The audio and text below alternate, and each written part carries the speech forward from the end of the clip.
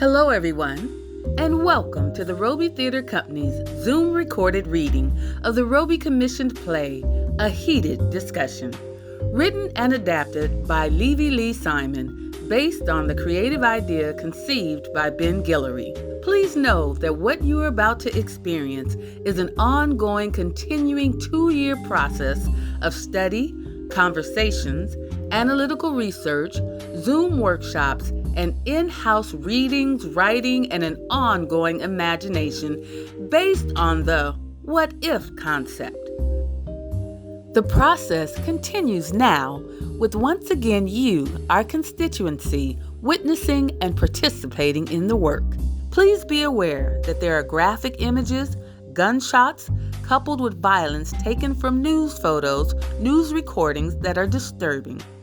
We are very fortunate to have a very talented and committed group of actors and creative team consent to work and present this draft of the play. Their input has been invaluable. Hannes Meserly shot 22-year-old Oscar Grant in the back. Get out of the car now, or I'm going to remove you. And I'm calling my I'm going to yank you out of here.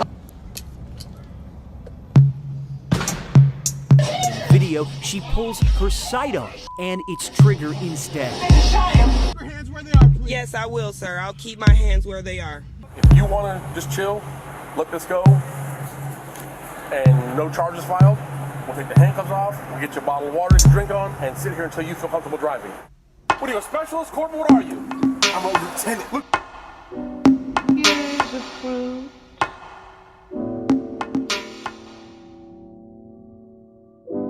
for the crows to pluck.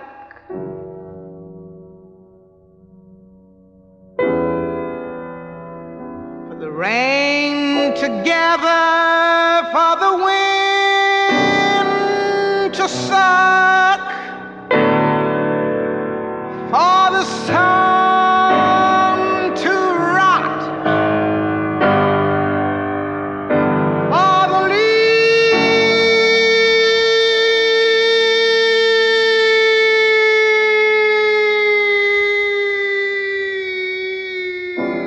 leaves to drop.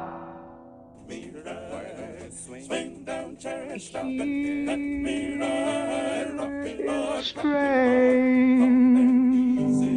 I got a home on the other side. Why don't you swing down, sweet cherry, stop it, let me ride. Swing down, cherry, stop it, let me ride, rock me, Lord, calm and easy.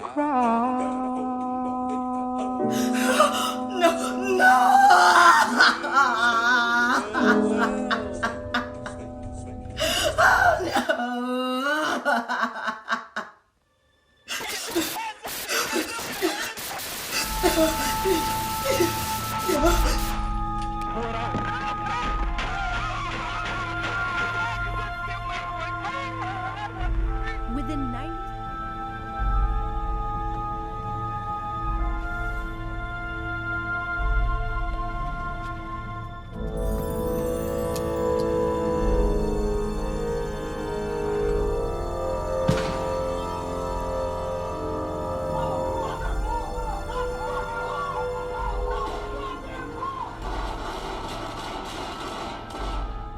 A Heated Discussion, what would they say? Written by Levy Lee Simon. Creative idea, Ben Guillory. Act 1.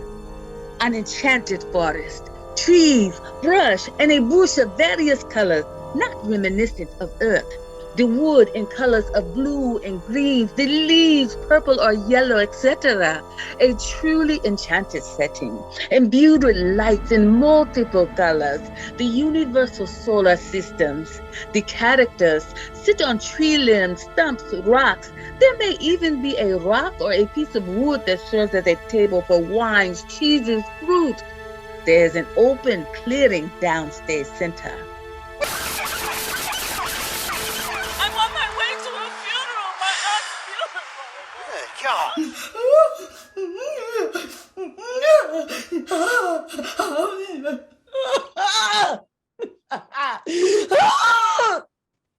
Yemaya, how much longer are we going to put up with this? Put up with what? Is she ever going to stop? She's been crying and For sobbing. centuries. I know, but lately it's been worse. Because things are worse. Are they really? You see what we see? They continue to kill our people. Our children are dying. Dying. They're being murdered. They have been killing us for centuries. I am angry and I am tired too. Then stop you complaining. What are we going to do? I don't know. About her crying and sobbing. Let her cry. She doesn't need your criticism. Crying. What good does it do? Maybe you should be more empathetic. I am. Who are you to tell me I am not? Then act like it and stop overreacting, Oya. We have enough problems to deal with. Leave Yamaya to be Yamaya. She is more powerful than you are giving her credit. I know how to solve the problems. Oya pulls out her sword and begins to swing it. That is the first thing you want to do, but it is not the answer. So you say, you know what I can do with this. Oshun pulls out her mirror and looks at herself approvingly. I am talking about fighting for our people, and you take the time to look at yourself in the mirror? Even now, in the middle of a crisis, you cannot get over yourself. There is power in beauty. You would know about that. What? What did you say to me? Focus. I am more beautiful than you. Oya tries to snatch Oshun's mirror. Oshun pulls it away. Give me that. Yamaya, you need to eat. Even a goddess must eat. If she's going to cry every time another Black person on earth is murdered, everywhere on earth we're being slaughtered like lambs at the market. You see? You upset her. Oh, they have no right! No right! What gives information? No one does. Again and again and over again. Mama, it's okay. Sit. No, it's not okay. And I don't want to sit. Don't tell me it's going to be okay. I know it has been going on for too long, but Mother, we cannot just sit by and Why? Your crying is not going to stop it. I want the people to feel my pain. Maybe my pain will motivate them to change. Those white people who are causing the pain don't feel anything. They go about their lives without a care in the world. They don't care about your feelings. Oya is right, Mother. We were making so much progress until that beast with no soul, that demon spurned from the underworld who turned his back on all Black, brown, and yellow people came into power.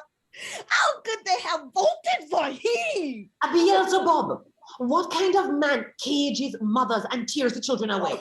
Only a Beelzebub. The racists have always been there. He just gave them the courage to come out from under their rocks.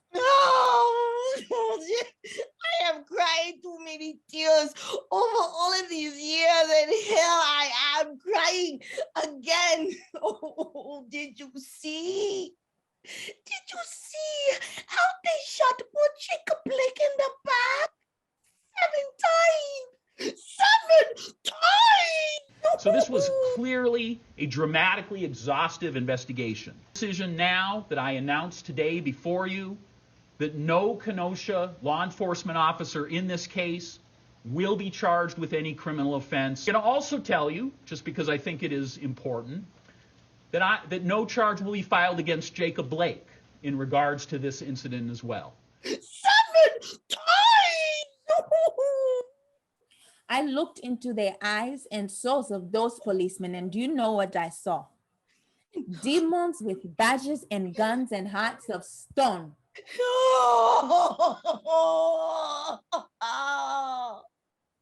8 minutes and 46 seconds. 8 minutes and 46 seconds. And we watched his soul leave his body. Did you see it? Oh, 8 minutes and 46 seconds. I will never allow them to forget. Never. No.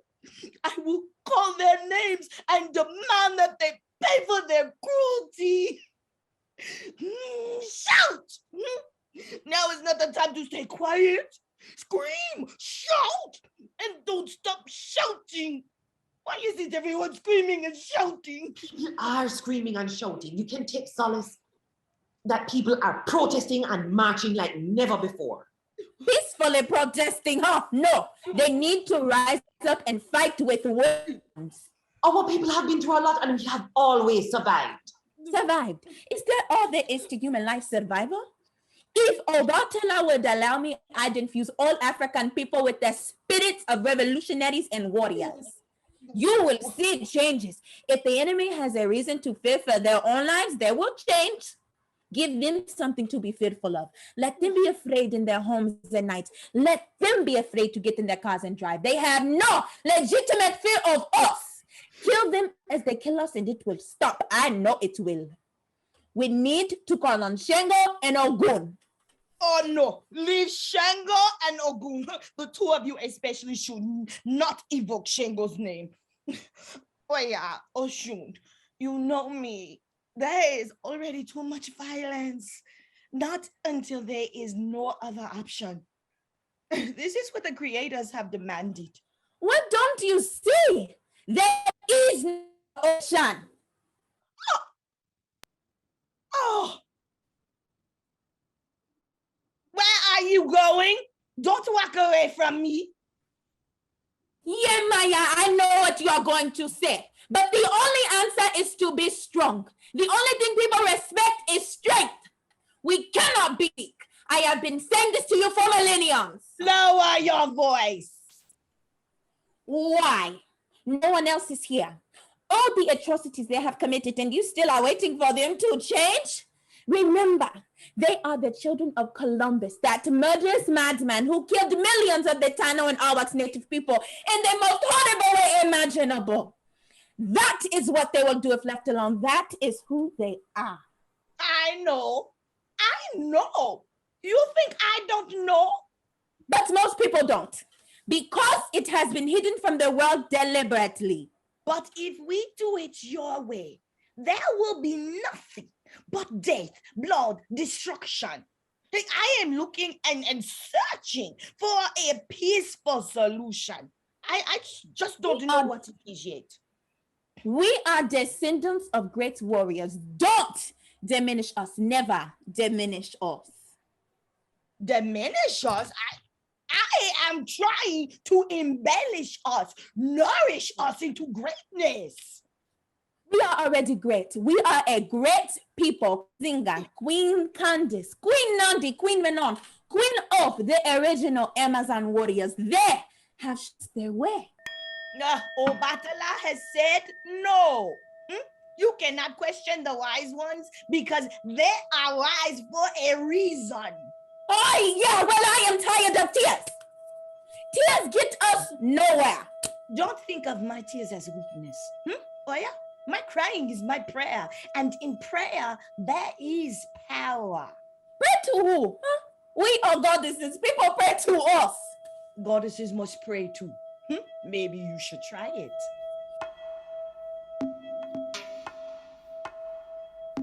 From the darkness of the wooded area, Lorraine Hansberry, Nina Simone, Maya Angelou, and James Baldwin appear. Where are we? I don't know this place. What are we doing here? Yamaya? Maya hugs Yamaya. Yamaya. Where are we? Oh, you are in the realms of angels. One of them anyway. There are many realms. I haven't seen you since. Oh, since you first arrived? It's so good to see you.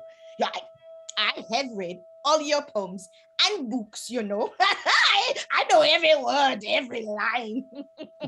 Thank you. I felt a vibrational frequency, and then the next thing I knew, I was here. Did you summon us here? I felt it too. So did I. I summoned you. If you are going to summon anyone, at least you could have summoned warriors. Tell me they are not warriors.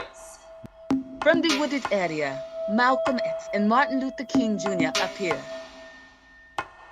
Assalamu alaikum. Walaikum Walaikum assalam. salam. Hello. Welcome, Martin. Welcome, Martin, and welcome, Malcolm. I was looking down on earth at the happenings down there when I received a very strong vibrational pull. And all of a sudden I was here. Bob Marley, Richard Pryor, and Tupac enter slowly taking into space. You know, same with me. I was just chilling out with Biggie at Thug Mansion, and the next thing I know, Welcome. I sent out an energy vibration and you all answered it. We need your assistance. Where the fuck we at? Richard. Oh, hi, Maya. Where the heck we at? Dr. Francis Cress Welsing and Ida B. Wells enter. Hello? Please, help yourself to food and wine. We have celestial delights for the palate and for the mind. Everything is here for your needs, and if it's not here, I will make sure it is provided for you. I have all I need right here. Yeah, me too. Ah, ganja. It grows freely here. It's not all green though. Feel free. Be careful. It's very powerful. I summoned all because you all dedicated and sacrificed your lives for the betterment and advancement of all humanity. You fought and died for it. We often wonder, what would you have accomplished if you had all lived a full life on Earth? Over the past few years, in human calculation that is, the attacks on Black people have increased and the problem between the races has gotten worse. I am sure you have been watching. We want to know your thoughts on why that is and what we can do to change the problem. Who are you again? We are ORISHAS of the Yoruba religion and tradition, originating in West and Central Africa, where most Black people are from. We are the second largest religion on the planet. Not second, the largest. But the white world will never allow that to be known. We lend our power, wisdom, and advice to humans when we can, or anytime African souls call for us, consciously or unconsciously. For sometimes people don't know they are calling. And when the Supreme Creator sees fit for us to intervene, we intervene then and only then. Excuse me, Dr. Francis Cress Welsing here. I'm a relatively new arrival, I have to say. I am very pleased to meet you all in person. Oya, goddess of thunder and lightning, married to Shango. She is not married to Shango. I am. Shango threw you out a long time ago. So you say. So you think you know. Oh, please don't get him started on Shango. Let Shango stay wherever Shango is. Shango. I have no problem accepting you for who you say you are. But let me be clear. There is only one God, and that God is Allah. Yes, and the God I know and worship is Jehovah. We would never challenge your faith. Oh no, that is not why I called. I called for what you might describe as a divine purpose that your gods would condone. A continuation of the work you did on earth. We are ORISHAS, but you can think of us as angels if that will make you feel better. And we have the power of angels. You know, I was finally getting used to hanging out over in purgatory. Richard, you were hardly in purgatory. Felt like it, boring as hell over there. How much milk and honey can one person drink and eat? I'm not complaining though. Better than hell, I tell you that. That's why I thought I was going to go. You make me laugh. And I know Obatala is laughing too. He would never wish any harm on you. Okay, if you say so. Is that wine in that pitcher over there? Richard walks over and pours a glass of wine. He is followed by Tupac. And there is no hell. That is not our reality, nor is it yours. Zora Neale Hurston appears. I wanted to tell you. Hello. Have no fear, Zora is here. I knew you would come. Of course I would come. You know I never miss a good party, but please tell me you have food and wine. I need a glass of wine right now. Richard pours Zora a glass of wine. What's that bitch doing here? Lorraine, be nice. I heard that. Oh, Lorraine, I haven't seen you since we were on Earth. Since you screwed over Langston and Ellen. Lorraine. Yes, I know. I screwed over everybody to hear you tell it, but you don't know the entire story because you weren't there. I don't think you should be up here in the afterlife spreading rumors. It's beneath you, pun intended. Ugh, no one can be lower than you. Lorraine. All right. The two of you need to leave all those old hurts alone. Besides, we have been called here for a divine purpose, and I would like to know what that is. Zora moves around the space, hugging and kissing all. It's good to see you and feel you again. You have adapted to the afterlife well. I've been here a long time now. But I always knew when life seized that I would be a part and parcel of the universe. Here I am, right where I belong. Until I'm called back, which hasn't happened so far. I wonder why that is. The way you screwed up the last time, maybe you are not wanted back. Lorraine, none of us have been called back. Damn, I didn't know you two had a beef. Richard, pay her no mind. Clearly, she has not learned anything. She will have to deal with that karma whenever she goes back to Earth. So, are we ready to party or what? Party? Is that what this is, a party? Just wait a second. Lorraine. Party. After all these years, I still feel there is no reason for Black people to be partying and shaking their tuchuses. I second that. What I want to know is why Black lives are still not valued. Why do Black people continue to take 2 steps forward and 1 step back? Like 2 steps forward and 3 steps back. What should the people have learned from the past that we didn't get? Well, the problem as I see it, as it always has been, is racism, plain and simple. There's no mystery to that. One cannot speak about America without speaking about racism. It permeates every area of a Black person's life from the time he or she is born, even to this day. And I have been off the planet since 1987. But like the rest of us, I've been watching. There have been changes, but quite honestly, not nearly enough as we I don't know. We made strides during our time. Some of those strides were monumental, if I may say so myself, and led to the election of our first Black president. But I must admit, I'm disturbed by the developments on Earth over the past few years. Very disturbed. You made strides, all right. I don't question that. I do question your methods. You cannot ask a man to lose his manhood in order to gain what is his by right anyway. His freedom, his humanity. You don't ask for your freedom, you take it. That is the message that needs to be sent to our people today. I heard that. I see we will continue to disagree even in the afterlife, Malcolm.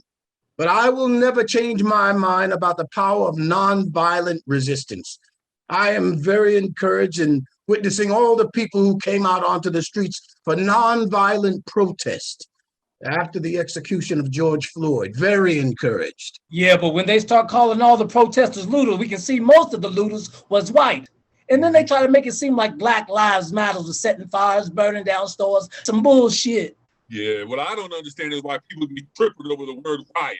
In riots, people fuck shit up, burn shit up, destroy it, loot, rob, steal. That's what a riot is. I mean, the Boston Tea Party wasn't a party, it was a riot. It's okay when white people do it, it's a party. All that patriotic shit. As soon as we do it, it's stupid.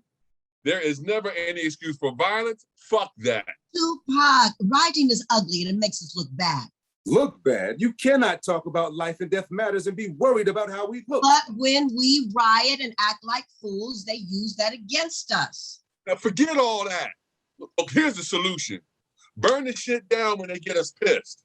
Besides, those stores aren't even owned by us anyway. In the Los Angeles riots, that property was mostly Koreans. They deserved that shit after they beat Rodney King like he was an animal. But more than that, it was for Natasha Harlan and that judge that gave that Korean bitch probation for shooting a 15-year-old girl in the back of the head.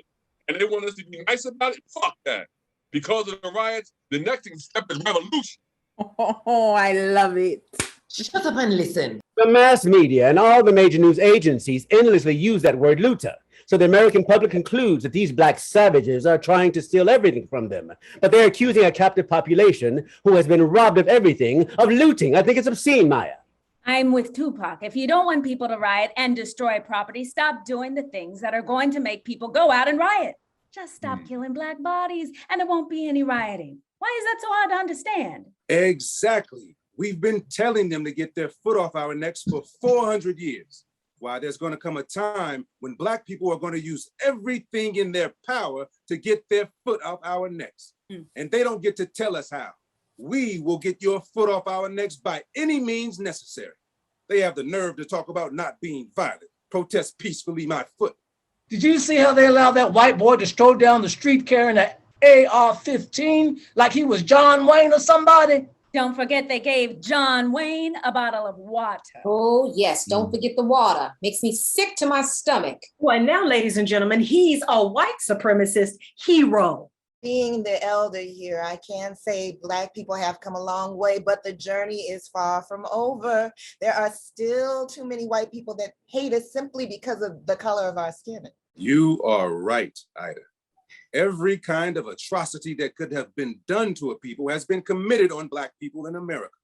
And it continues to this day. What year is it down there? 2021. 2021. Yeah, 2021. And they have been abusing us since they came to Africa over 400 years ago. White people are conflicted because they can't figure out, after all they have done, why we don't hate them and try to kill them at every opportunity. See, that's what they don't understand. Think about it for a moment. But don't think too long, because you won't understand it either. If we had done to them what they did to us, why, they'd be coming after Black people with everything they have. They can't understand the generosity of forgiveness that exists in our people. Hell, I don't understand. That's why they come after us. It's guilt, white guilt, for the sins against Black people, and they live in fear of retaliation for their own crimes to this day. I was born Black and female. And the problem with that, as I see it, have not changed dramatically enough for the Black woman and for the Black man, for that matter. Since 1619, Negroes have tried every method of communication, from petition to vote, everything. There isn't anything that hasn't been exhausted. But I have to tell you, Black people have been patient, but the patience is unbearable even to this day. It's hard to watch from where I sit, yet the problems of this society must still be challenged. They have to be challenged in 2021, people. It's painful. Oh, Ashe. Hell yeah, it's painful. Since I've been on this side, I have not felt physical pain, but the emotional pain and psychological pain is just as bad and hurts just as much. Maybe even more, because I feel everything times 10. Black people suffering from post-slavery syndrome and post-traumatic stress. This helps relieve the stress. Pass that joint, Bob. I believe that Black people must concern themselves with every single means of struggle. Legal, illegal, passive, active, violent, and nonviolent. They must harass, debate, sit in, lie down, strike, boycott, sing hymns, pray on steps, and shoot from their windows when the racists come cruising through our community. Yes, Lorraine. Yes, I love the sound of that. This is the perspective from which we were speaking from then and should be speaking from now. It isn't as if we wake up and say, what can we do to irritate white America today? That in and of itself is ridiculous. We are not monolithic, but we cannot buy into the idea of separatism either. We are surely not monolithic. That's the truth. No, because I am nothing like you. Nor me, you, sister. I'm not your sister. Well, that's true. All skin folk and kinfolk. You want to go there because we can go there. No one is going anywhere. She's mad at me because you plagiarized the works of Allen Locke and Langston. They worked diligently with you on Barracoon and Mulebone, and they trusted you, but you took all the credit. Where in the world did you get that from? Langston told me he was very hurt by you. I am not going to stand here and defend those allegations. I didn't defend them on Earth, and I'm damn sure not going to defend them now. I will not give you that satisfaction. You won't defend them because you know it's true. You don't know what you're talking about, so you need to mind your business. Langston was my friend, so it is my business. And what can you do about it, Lorraine, huh? What can you do? What difference does it make now? I just want you to know, and everybody to know, afterlife or not, you don't get a pass. Wasn't asking for one, wasn't expecting one, don't need one. So what now? Because I am ready for whatever you got. Zora! Let me pull Lorraine away. You may y'all pull Zora away. Let me go, Jimmy. I'm fine. She's gonna bring up some bullshit that didn't have nothing to do with her. I didn't even know her back then. I had already published books, plays, and articles when she was just a little intern working for Paul Robeson at the Amsterdam News. Only met her on a couple of occasions and still didn't know her name. Jimmy, let me go. A lot of people got fooled by my size and glasses. You don't want to be one of them. So bitter.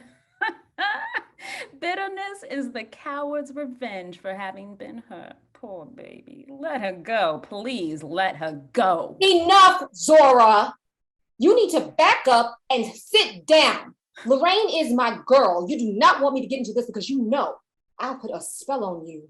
Enough! Enough! No, let him go. I love a good fight. I didn't summon you here to rehash personal matters. Please, let's attempt as best we can to focus on what's important to all of us.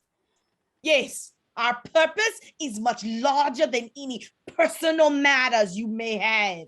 As I was saying before I was so rudely interrupted. You interrupted me. The Black intelligentsia, the wealthy, the middle class, and the poor are all one people. And we must approach the problems and solve the problems as one. We can ask the masses to understand, but the question is, do the masses even want to understand? Hell no. How are they going to understand when they constantly killing us? They can't understand because they will never walk in our shoes. A revolution. That is what Lorraine is calling for. I'm not calling for one, but I'm surely not taking it off the table as an option. We cannot keep dying like dogs and do nothing about it. Ashe! I was born into slavery. I have gone into the valley of the shadow of death and have been confronted by some of the vilest, evilest white people you ever want to meet. And it wasn't a dream. It was a living nightmare. Sound to me like the same one that's wearing their badges all over the country right now. Might as well be. They're sons and grandsons of those same good old boys. They just turn in their hoods and ropes for the badge and the gun. There is no difference between the racists in 1864, 1964, and 2021. I know because I was there. How do you change the hearts of men if they don't want to change? But you can't change a man's heart. Some people born evil. When people get set in their ways, and child, good luck. White people don't want to change. And the white man that doesn't want to change is a dangerous man. They have been scandalous from the time they set foot on this land. Look at the indigenous people that lived on the land before the Europeans came and renamed it America. No, it's the white man. He's the problem and has always been the problem. Malcolm, your hatred of white people is not the answer. When are you going to learn that hatred is too great a burden to bear? I don't hate anyone. You sound like the white media that accuse me and label me as someone who hates people just because I love my own people.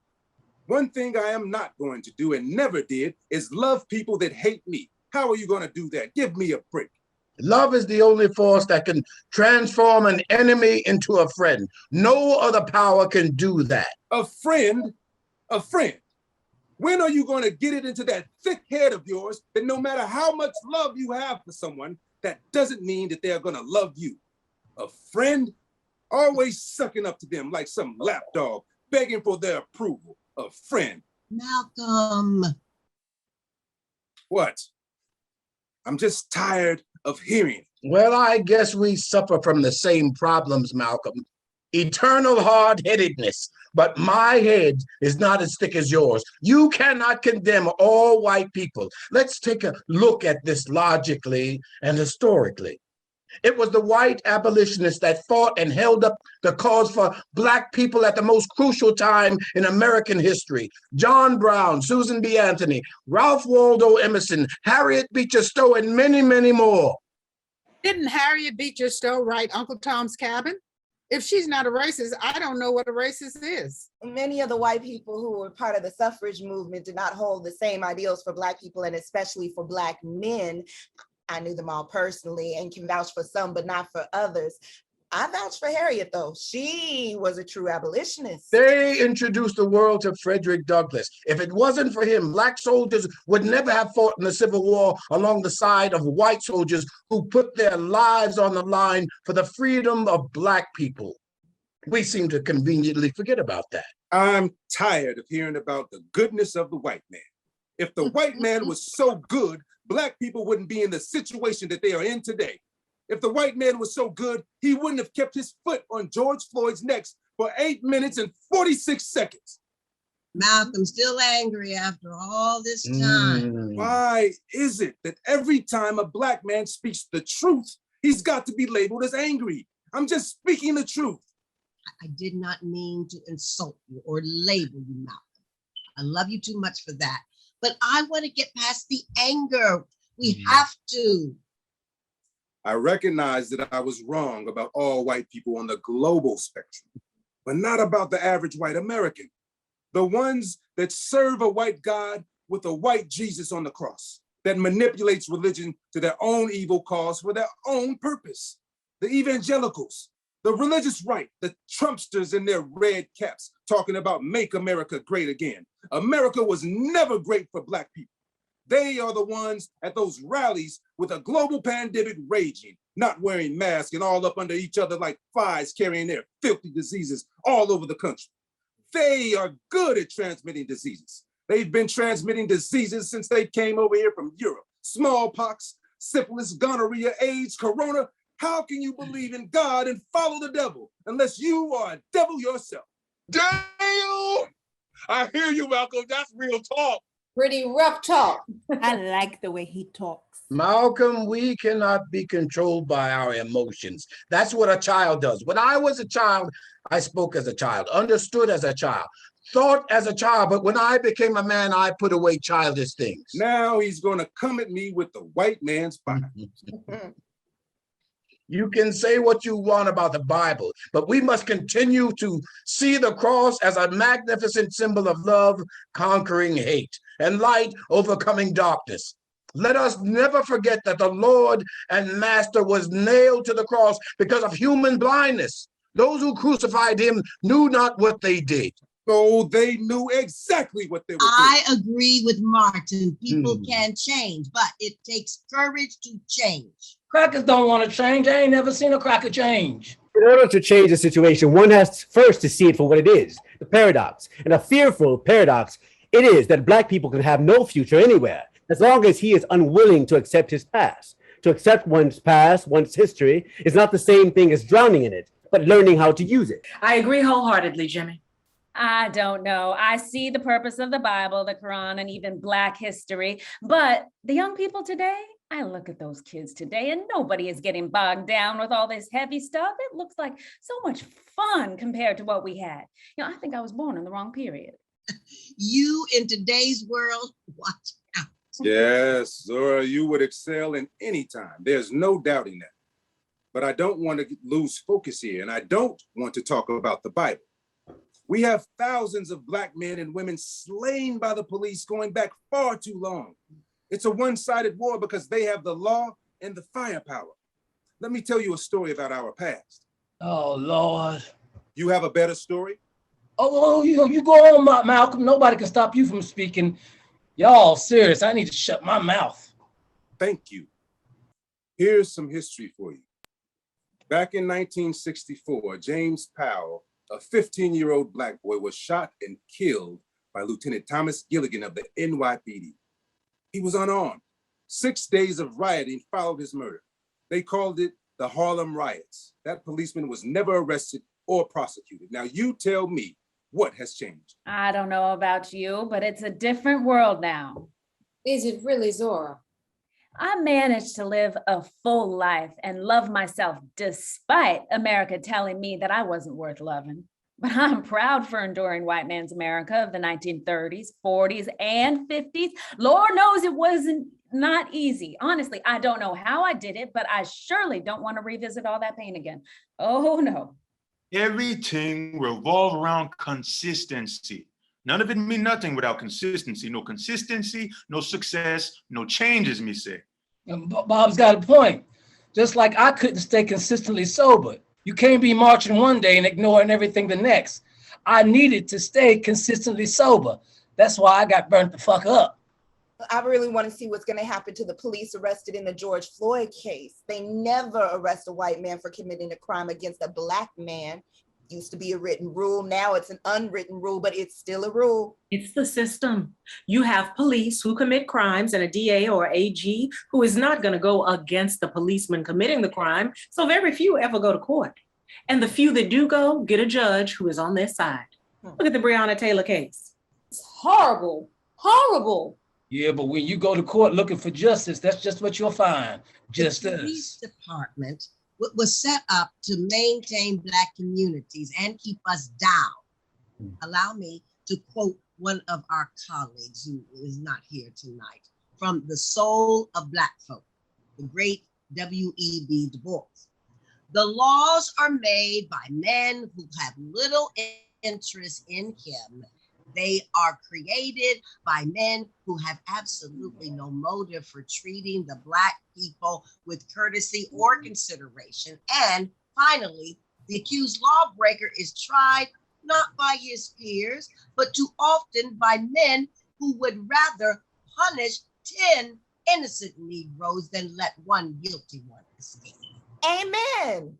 Du Bois wrote that in 1903, 118 years ago. I remember when he wrote it. Oh, that's right. You knew Dr. Du Bois in life. Oh, yes, honey. We had our moments too, but I was a little too radical for his taste. But Marcus Garvey agreed with me, though. The United States is the only nation where someone can get a job as a policeman with a high school diploma, 6 months training, and no background check. There's a recipe for murder right there. Ridiculous. It's absurd. Once they put on those blue uniforms, they may as well transform into monsters. Reconstruction of the police departments of America would be a good place to start. Education and training and screening. You cannot just allow anybody to become a police officer. The racists have infiltrated the police departments of America. And you got KKK members with badges and guns patrolling the streets and highways of America, looking for an opportunity to engage a Black person so they can carry out their hatred of people of color. I want to say something here that is very important. Okay, I hear all this talk about what a Black boy is supposed to do when the police stop him. They behave this way and that way, and I say, no way. When you ask me to act a certain way, you're telling me to submit to being inferior. And me inferior to no man. When they put that gun on your ass, you may not want to be inferior, but you inferior, goddammit. And fuck that. I'll speak your truth. Comply with them just because they have a badge? And you know a better way that's not going to get you killed? And that badge don't mean shit. That's why I shot those cops in the ass in Atlanta.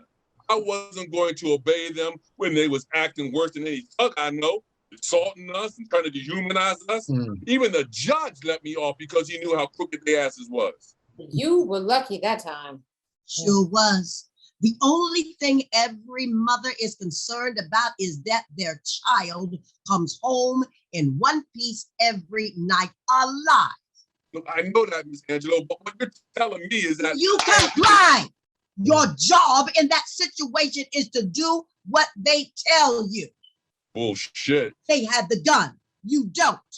So, what, I should just say, yes, boss, yeah, and do a dance and a jig and shuffle and grin and everything gonna be all right? Fuck that. Excuse my French, but fuck that. I'm a man. We men. I ain't gonna let them take my manhood just because they have a badge, but fuck that. Tupac, language. Tupac is right, you know. Back in my time, all they had to do was hand somebody a badge and say, you are now deputized. That's all. That's it.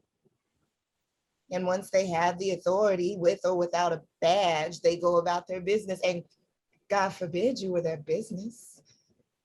I have seen the eyes of white people, and I know their hearts can be colder than ice. I never seen a Black person with that kind of coldness in their eyes and heart. Forgive me. I'm referring to something specific in my own mind right now. It don't ever seems to go away. That's what concerns me about the families of the victims of racial brutality, because I know the pain never goes away. Mary Turner. You all have heard of her. I'm quite sure you have. But I was there. I've seen many incidents of lynchings in my time, all more horrible than the next, but still a few stand out. Mary Turner. They lynched her in Lowndes County, Georgia, for protesting the lynching of her husband, Hayes Turner, who was lynched for no reason, and they had no proof of the charges. When she protested her husband's lynching, they chased her down, captured her 8 months pregnant, and took her to the bank of the little river by the Folsom Bridge. There, they tied her upside down from the bridge by her feet, then doused her with gasoline and set her on fire, burning her alive with the baby inside. Her screams could be heard for miles. Afterwards, they sliced open her belly and her baby fell out and still alive until some white man stomped the life out of the child. That's what they think of Black lives. If that wasn't enough, they then shot her over and over while the crowd of 700 people watched and took pictures. White men and women smiling and laughing. That's what they think about Black lives. To most white people, Black lives don't matter.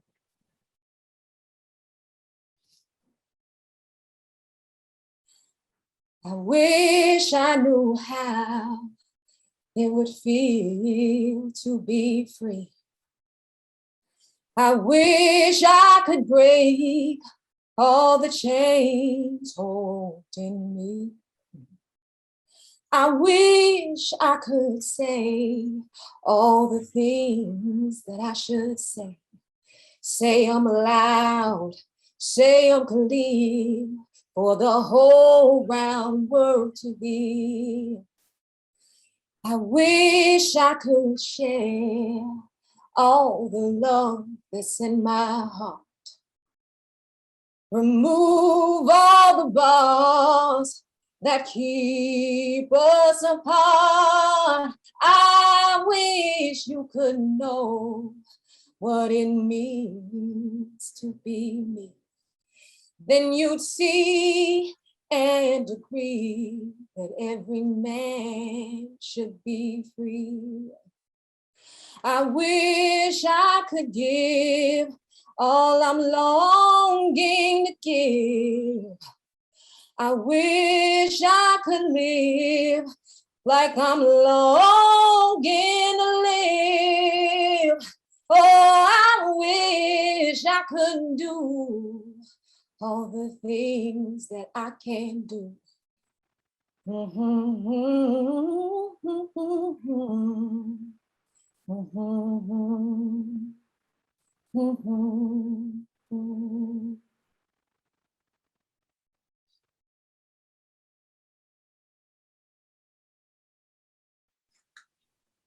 Black lives matter. They have always mattered. When I hear a story like the one you just told, I cannot help but to think about all those white people that stood around smiling and laughing and posing for the camera. Who are they? Yes, who are they? Standing around hung, mutilated, and burned Black bodies. I question every white person that says it wasn't me. I wasn't there. It may not have been you, but how do I know it wasn't your grandfather or great-grandfather, grandmother or great-grandmother for that matter? Holding that flask, grinning and laughing while a Black person swings from the tree in the background. God, take some responsibility. It's not sick to my stomach. Exactly. Take responsibility. You don't have to look back. Look at today. That is why I don't for 1 minute believe there is a such thing as a good policeman. If so, where are they? Why don't we ever see them or hear them? Until the police, white, black, Hispanic, start to step up and condemn all the killings of black people, I will maintain that there is no such thing as a good policeman. The police weren't invented to serve and protect black people. Their job is to knock black people upside the head and lock black people up. And when we resist, they take out their guns and shoot us to death, burn us to death, like they did Mary and like they did Will Brown in my birth town of Omaha, Nebraska in 1919. They burned and shot that innocent man in the worst manner. Why you wouldn't slaughter a lamb the way they slaughtered Will Brown? He never had a chance. Not only Omaha, Chicago, St. Louis, Memphis, Houston, the Red Summer of 1919, Black Wall Street in Tulsa, 1921. I can go on and on. No, let me tell you about what the police did to Tupac Shakur in real life. All because I was an outspoken young black man. The Oakland Police Department, OPD, they stopped me for jaywalking. I swear, I didn't even know what jaywalking was. They asked me for my ID and asked me my name. I told them, Tupac Shakur. Then they asked me why my mother gave me a name like that. That's my name, and that's how I said it. Just because my name wasn't John Doe, it irked them because I wasn't just another N-I-double-G-A to them. So then they start questioning my name, the name my mother gave me. That was beyond Call of Duty. That shit made me hot. Now, I'm really a nigga with an attitude. So they put their hands on me, threw me in the gutter, and put their knees on my face. They gave me scars on my face for the rest of my life. From that point on, I hated the police. I could have been a George Floyd. What about all the thousands of George Floyds that were never reported? In Jamaica, all of them police, them black, and they still give everybody a hard way to go. Them corrupt, dishonest, and evil. Black people killing black people. It's that badge on their chest that give them the power. People go crazy over power. That's what it's all about, power, you know. Can I say something? I like to say something. I feel the need to announce myself with all you famous motherfuckers. Richard. Peoples. I was gonna say peoples. Go ahead, Richard. Thank you, Maya. Shit. Police, soon as they get sworn in, be like, I can't wait to kill a nigga. Cops be put a hurt on your ass too. They really degrade you. White folks don't believe that shit. Oh, those people were resisting arrest. I'm tired of harassment of police officers. Police live in white neighborhoods. They be knowing them by Officer Timpson. Hello, Officer Timpson. Going bowling tonight? Yes, nice pinto you have. Ha, ha, ha. Niggas don't know them like that. I am reaching into my pockets to get my license because I don't want to be another motherfucking accident. That was indeed hilarious.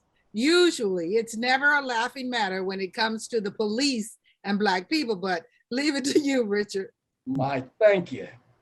We are so used to turning on our TV and hearing over and over again that another Black child was shot down by the police because they thought he had a gun. In most of those cases, the Black child did not have a gun, not a real gun. But the truth of the matter is that the Black child inevitably did indeed have a gun. I'm going to show you a picture of a white erect genitalia. Now I'm going to show you a picture of a Black erect genitalia. I'm going to turn them horizontal. Now, which one looks like a gun? I'm not trying to be vulgar or pornographic. I'm simply making a point. But it's not the size of the phallus that is the problem, but the sperm that comes in the phallus. The bullets, if you will, those bullets filled with melanin that give Black people their color and creates the dominant gene that threatens the very existence of white people on the planet. So yes, every Black man is walking around with a weapon, and the white survival is threatened by the black man's weapon to the point that certain white people will go to any lengths to see that the weapon is never used again. And that is why the first thing they do before they hang or burn is to cut off the black man's penis or shoot because he is armed with a weapon. Wait a second. Wait a second. I have something to say at the risk of being too personal, but who am I fooling? I have no problem with being personal, mind you. I have to say that the thought or belief that all black men are somehow larger than all white men or any other man for that matter is simply not true. I know from personal experience that there are black men who are pathetically small and white men who are extremely large as any black man. To believe that or buy into that plays into the narrative of the black man as animalistic or bestial. We all know that is not true. So why are you feeding into the myth? You call it a myth? I never experienced a white man in that way personally, never had the desire or need to, but I have. And so have I, quiet as it's kept. Well, good for you. From my studies, the black penis is the largest of all humans. And where have you done this study? In a laboratory in cadavers? No, I have done it for 40 with a white man. I don't see how you would know. And where does your pathology come from? Truth or myth? It is terrifying to most white men because it diminishes them and excites their women. Is that right? Oh, do you hear her? Oh. Certain white men would rather a black man stick his penis in his mouth rather than in his daughter. All right, Dr. Welsing. I like that. Oh, that is more than what I want to see in my mind. But she's got a point. Too many black men were hung on trees and castrated because of the white man's fear of his woman being with a black man. Those are facts. Fear of the black penis is very real. My first husband was a piece of work. Whew!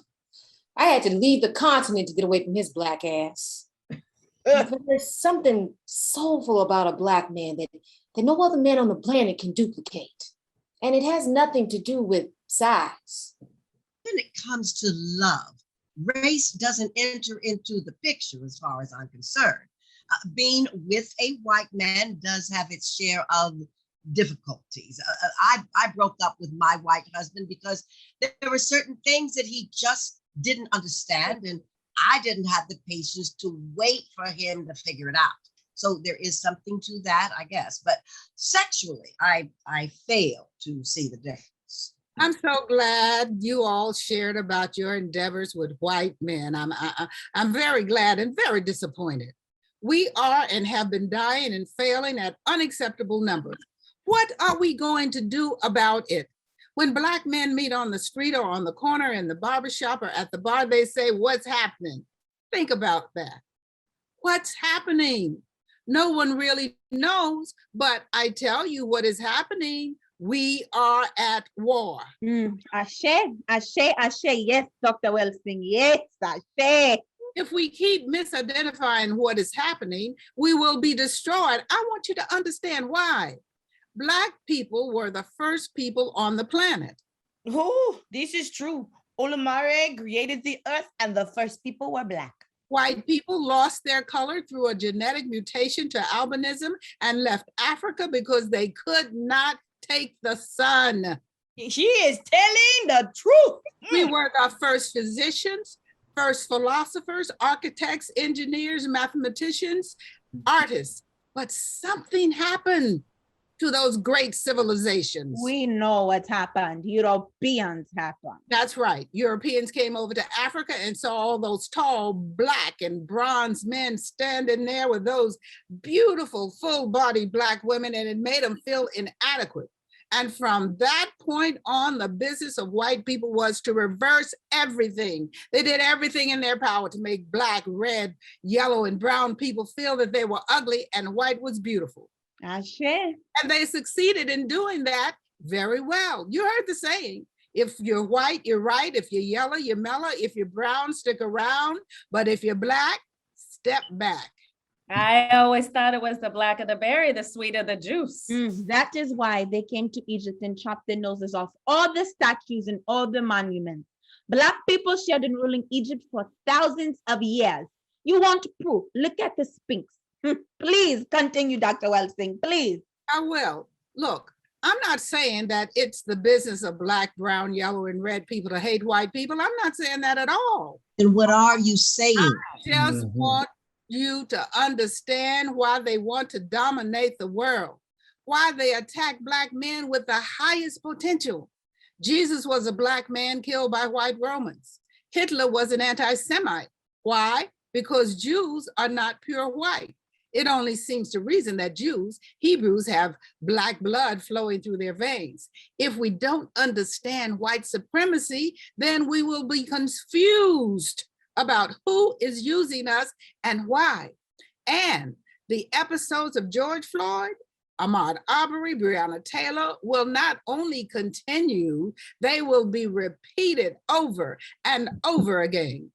I believe we know what the problems are, but what about solutions? How do we solve the problems? That is the $64,000 question, isn't it? What is the solution to the problem of racism? Can anybody answer that? If I had the answer, everybody would truly know my name. Dr. Du Bois said, the problem of the 20th century is the color line. And here we all are well into the afterlife and well into the 21st century and asking the same question. The hard situation that we are in, people, it hasn't changed. In fact, it's worse. Listen, when a black man cannot find work to pay the bills and cannot play out the role of a father, he goes out and gets involved in activities that will get him arrested or killed. Collapse of the black family dynamic. That's the truth. I live that shit. You have black children being raised by stressed out, angry, and hateful mothers who blame their no good black fathers for the condition they are in. Misplaced anger, I should add. Then that child, that black boy, must figure out on his own how to survive. Well, the liquor store is right at the corner. The gangs are at the other corner. The dope man is at yet another corner. Heroin, cocaine, crack, meth, everything designed to destroy the black brain computer, which is the most beautiful computer on the planet. Damn! You speaking truth, Dr. Welsing. Though my mother was not angry and hateful, she never spoke an angry word about my so-called father. She loved her children unconditionally. But I know about the gangs, the dope man, and liquor stores far too well. What I'm going to say next, I know is going to be controversial. Oh, we have an epidemic of bisexuality and homosexuality in the black community created by white supremacy. Excuse me. Because when men long for men, there is no need to worry about white genetic survival. Hello, excuse me. I need to interrupt you. I figured you would. I was with you up until your last point. You want me to break it down further? Because I'd be glad to do that. Did you just say that homosexuality is caused by white supremacy? Hardly. And it's a problem that makes black men passive and weak. Well, everybody knows I'm a homosexual, but there's nothing passive or weak about me. No disrespect, but not everyone can be James Baldwin. You were an anomaly. Anomaly, you are right. Not everyone can be James Baldwin, and why would they want to be me? I think any black boy, or girl for that matter, can be anything they want to be, regardless of his sexuality. Your assumption is not based on anything factual. Oh, I have facts and proof. Where? Show me. Where are they? Prove it then. Prove it. Is white supremacy the reason for black lesbianism too? Homosexuality is homosexuality, male or female. All of it lends to the destruction of the black family dynamic. I have suspected for a long time that the black homosexual in America would ultimately pay a price just for being a homosexual. But I never thought I'd hear this coming from an intellectually sound and learned woman such as yourself. No wonder there are so many homophobic black people in the black community. You, Dr. Welsing, are responsible. You are dangerous. So I've heard, but I am only speaking the truth, Lorraine. May I continue? No. I am well aware that the white man's masculinity depends on a denial of the masculinity of the blacks. But you have taken it too far. That's Lisa, who? you can't stand there and just say anything you want to say because you want to say it. Your comments sound like you don't have any basis in truth. And I'm not going to allow you just to continue to poison this gathering with your slanderous comments. Allow me. Did you say allow me? No one could stop me from speaking the truth on earth. What makes you think I would allow you or anyone to stop me from speaking now? You can't just say anything and think I'm going to accept it willy-nilly. You sound like an imbecile. Oh, did you call me an imbecile? No, I think he said you sound like one. If I sound like one. Okay, that's enough. Okay, that's enough. All of you, you need to calm down. No. Let them go, please. Damn, I am loving this. This is some good shit, ain't it? Yeah, man. Do you honestly believe that all the LGBTQs, many of them brilliant, mind you, even more so than I was, are the result of white supremacy? Is that what you are saying? It's obvious to me. Oh, well, let me tell you something. Gay lives matter. Transgender lives matter, and queer lives matter. Just in case you haven't heard, Black lives matter. Okay, fine. With a lack of heterosexual males in homes, male children will experience male hunger. The child learns to cover up his feelings and not talk about what hurts. So when someone comes along and says, suck my penis, and he's experiencing subconscious male hunger, he sucks on a penis. You're going too far, Dr. Welsing. Oh, there she goes with the penises again. Isn't that what homosexuals do? Suck on penises? You need to yourself. I may be gay, but I'm not a faggot. And this gay man is not going to take too many more of your insults. Or what? You standing there like you want to do something. No, I would never do anything to you physically, that is. You're still a woman as far as I can see. Better watch it. I heard Jimmy carries a knife. And he knows how to use it too. That's why I left the US and moved to Paris, because I knew I was going to have to cut somebody if I stayed. But I didn't carry it for Black people, and especially Black women. But I can and will cut a woman with my words. I'm pretty good at words too, so good luck. She doesn't know when to stop. Let her keep it up. She'll learn. Okay. White feelings of inadequacy is what led Europeans to have sex with Black boys who are also feeling inadequate. It was a perfect marriage. No pun intended. I don't know about anybody else, but this is quite an education. Is it an education for anybody else too, or am I the only one? Yeah, I'm sure it's an education for me, and I thought I heard everything. Understand what we are dealing with here. Their ultimate goal is to see us either as submissive or destroyed. Why do you think they developed AIDS? It's chemical and biological warfare. They want you to believe AIDS came from a green monkey in Africa, but the truth of the matter is AIDS was developed in a laboratory in Germany.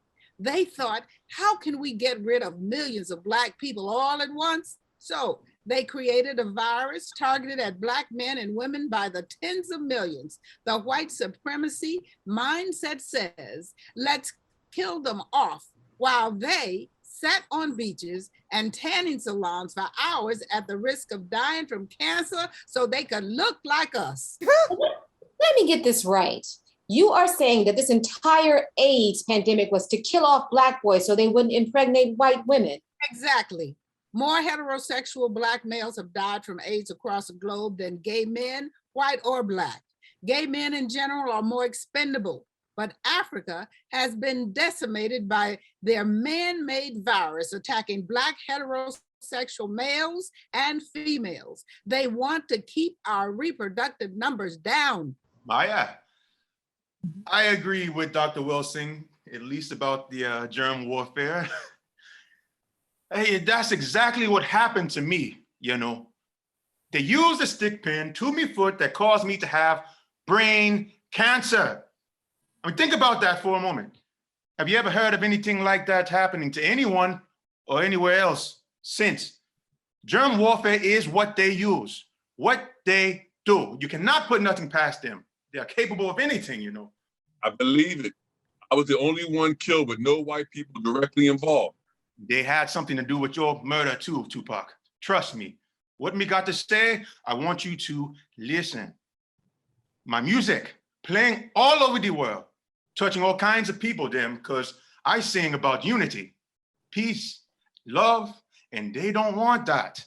They don't want people listening, coming together in harmony, white, Black, African, Spanish, Asian people coming together in love. They want us at each other's throat. Capitalism can't even exist with all the unity, peace, and love, you know? I feel you, Bob. That's real talk. Dr. Welsing, I want to know, here's a question. What are your thoughts on the corona pandemic? You mean the mandemic? Because that's what it is, a mandemic targeted at people of color. Why do you think that president didn't want to do anything about it? As long as it was killing more people of color, why try to stop it? You've seen him. It's obvious he turned his back on the problem. At least they are close to having a vaccine now. Isn't that convenient and even more upsetting? They have discovered a vaccine for coronavirus in less than a year, yet they haven't found a vaccine for AIDS in over 40 years. Why? Because once COVID-19 escaped the labs in China, they began affecting more white people than they planned for. Italy, UK, Germany, the USA, they didn't plan for all those white people to be dying. White people died from AIDS too. I can fill up a graveyard filled with my white friends that died from AIDS. I am not concerned about how many white people died I think I have heard enough. From AIDS or I said I've heard enough. I'm speaking now. Those are extreme circumstances you have brought before us, and from what I can see, only inflame fires of hatred and distrust. The truth is hard to swallow. Your truth, not mine. They are conspiracies as far as I'm concerned, and conspiracies are dangerous. I know because I was a recipient of many conspiracies during my time on Earth. And after, they're still working on you. And after. I, for one, don't want to partake in listening to non-factual information when we have too many real and relevant issues to discuss. I do not deal in non-factual information. All of it You've had your say. And to be honest, I don't see how your say helps our cause. I think I've just been dismissed. I believe you have, Dr. Welsing. Look, we still have many problems confronting our people. We still have the highest unemployment. We still have the worst education. There are still too many Black people living in poverty. And we still have the problem of the police. How do we confront these issues? Rioting and violence will never get us anywhere. Sometimes I could get mad enough to kill a bear, but I know I have never will lift a finger to harm that bear. Martin, Black people need to hear the truth. The truth that one might have to die for freedom. You know this as well as I do. Darkness cannot drive out darkness. Only light can do that. Hate cannot drive out hate. Only love can do that. Hate multiplies hate, violence multiplies violence, and toughness multiplies toughness in a descending spiral of destruction. The chain reaction of evil, hate begetting hate, wars producing wars, must be broken, or we shall be plunged into the dark abyss of annihilation.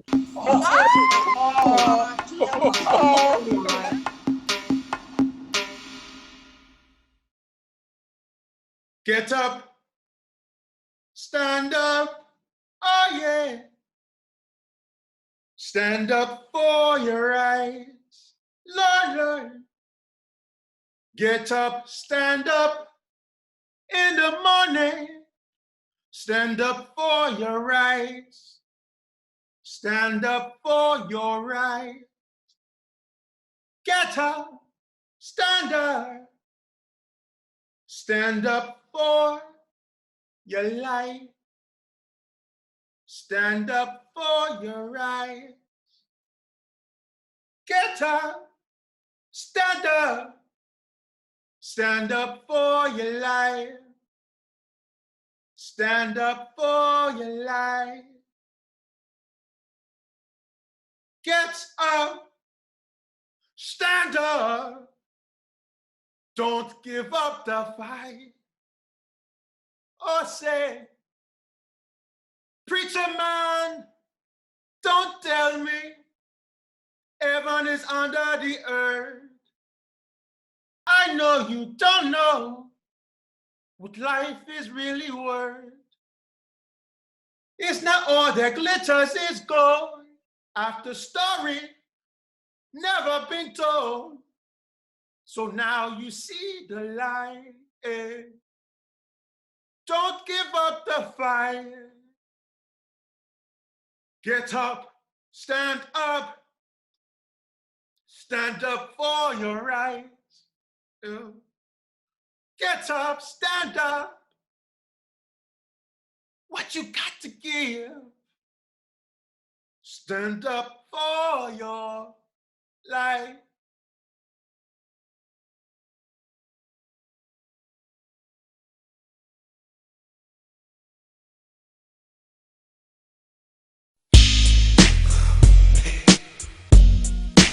Shall not fear no man but God, though I walk through the valley of death. And shed so many tears. I should die before I wait. Please God, walk me, grab a nigga and take me to heaven. Back in elementary, I thrived on misery. Left me alone, I grew up amongst a dying breed. Inside my mind, couldn't find a place to rest until I got that Doug like tatted on my chest. Tell me, can you feel me? I'm not living in the past, you wanna last. Be the first to blast. Remember Cato, no longer with the seat, the seats. Call on the sirens, seen them murdered in the streets. Now rest in peace. Is there heaven for a G? Remember me, so many homies in the cemetery shed so many tears. I suffered through the years and shed so many tears.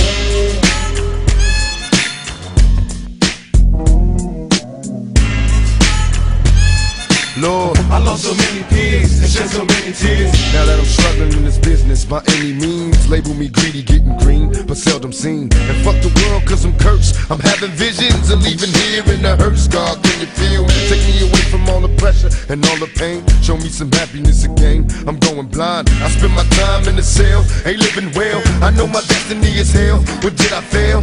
My life is in denial, and when I die, baptized in eternal fire, shed so many tears. Lord, I suffered through the years and shed so many tears.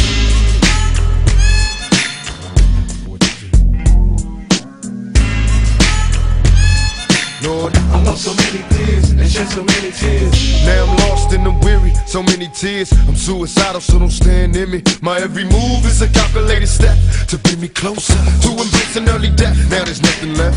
There was no mercy on the streets, I couldn't rest. I'm barely standing, about to go to pieces, screaming peace. And though my soul was deleted, I couldn't see it. I had my mind full of demons trying to break free. They planted seeds and they hatched, sparking the flame inside my brain like a match. Such a dirty game, no memories, just the misery, painting a picture of my enemies killing me in my sleep. Will I survive till the morning to see the sun? Please Lord forgive me for my sins, cause here I come. Lord, I suffered through the years and shed so many tears.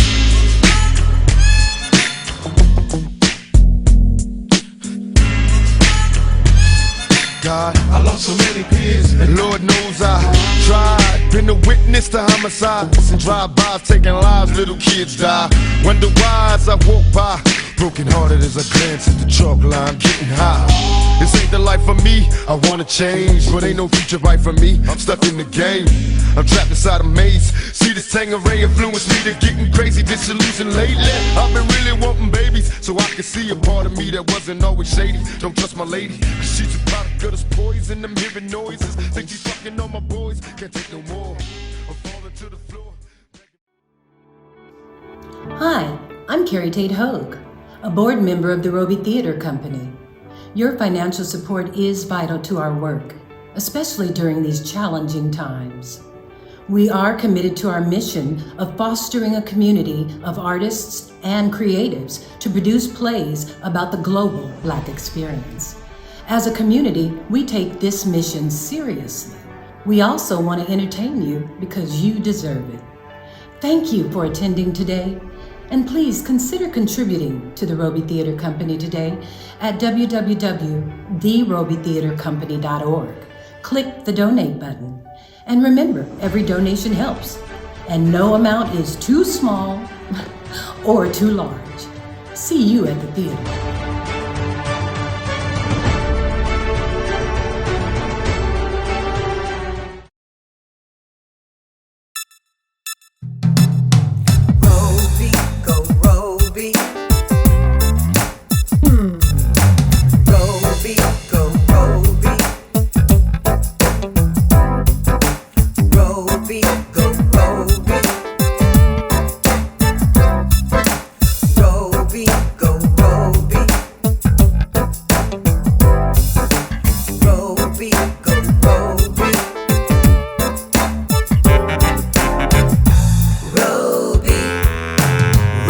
Robey, go Robey, the Robey Theatre Company. Robey, go Robey, the Robey Theatre Company. Robey, go Robey, the Robey Theatre Company. Robey, go Robey, the Robey Theatre Company. Go Robey, the Robey Theatre Company. Robey, go Robey, the Robey Theatre Company. Robey, go Robey, the Robey Theatre Company. Robey, go Robey, the Robey Theatre Company. Los Angeles is quite the town. Every shade of red, white, tan, black, or brown. You reach so high, but they knock you low. So you're wondering which way to go. Take the path to hone your craft and build a legacy to last in a community of creativity. The Robey Theatre is what you need. Robey, go Robey, the Robey Theatre Company. Robey, go Robey, the Robey Theatre Company. Robey, go Robey, the Robey Theatre Company. Robey, go Robey, the Robey Theatre Company. You love the arts, you wanna be a part. You're looking for a place where you can start with fertile ground to sow your seed into cultural diversity. You see a play that rocks the stage and takes you on a journey going all the way in a community of creativity. The Robey Theatre is what you need. Robey, go Robey, oh, Robey Theatre, go Robey, go Robey, the Robey Theatre Company.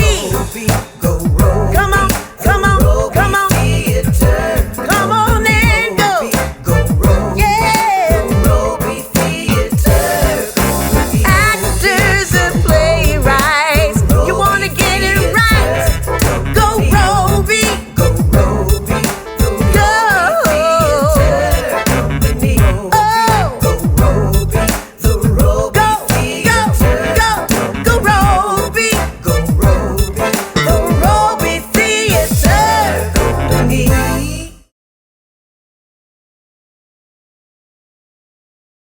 Act 2. Some time has passed. Man, that's bullshit. That's no You way are gonna come taking my together. words. Like, No oh, reason yeah, why go back. you It's can't not come gonna to there. this. That's why you have to that have the language here.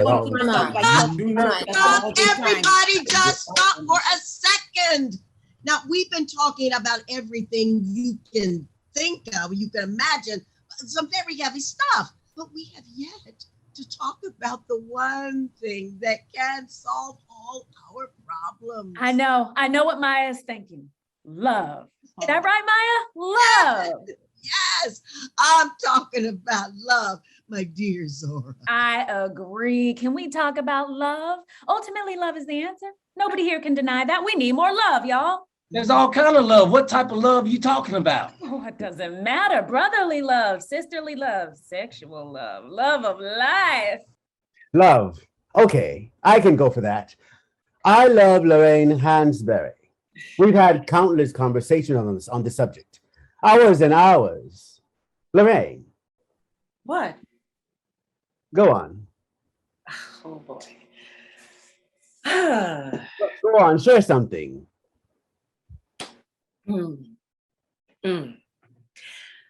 Love.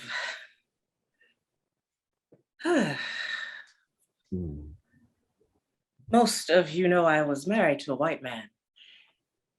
I was not romantically in love with Bob, but I did love him. I had to first admit to myself that I indeed loved women. And being that it was not in vogue, I had to keep it a secret, because not only was I a lesbian, but I was a Black lesbian. Most of my relationships were with white women, though there were many Black women that I admired. I spent many lonely hours deep in thoughts in my life, deep in thought of love. I liked conversations with James Baldwin, to be alone when I wanted to watch television very late at night, to work, to be in love. I hated my loneliness, my homosexuality, stupidity. I love Jean Genet's plays, Jean-Paul Sartre's writings. Not being able to write, being hungover. Silly women as silly men. I regretted that love is really as elusive as everybody knows it to be.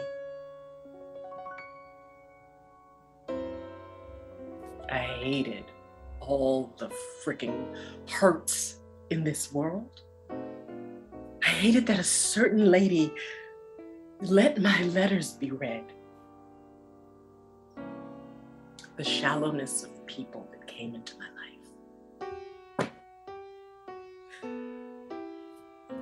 I liked 69 when it really worked. The first scotch. The fact that I almost never wanted a third or even a second when I'm alone. I liked the inside of a lovely woman's mouth.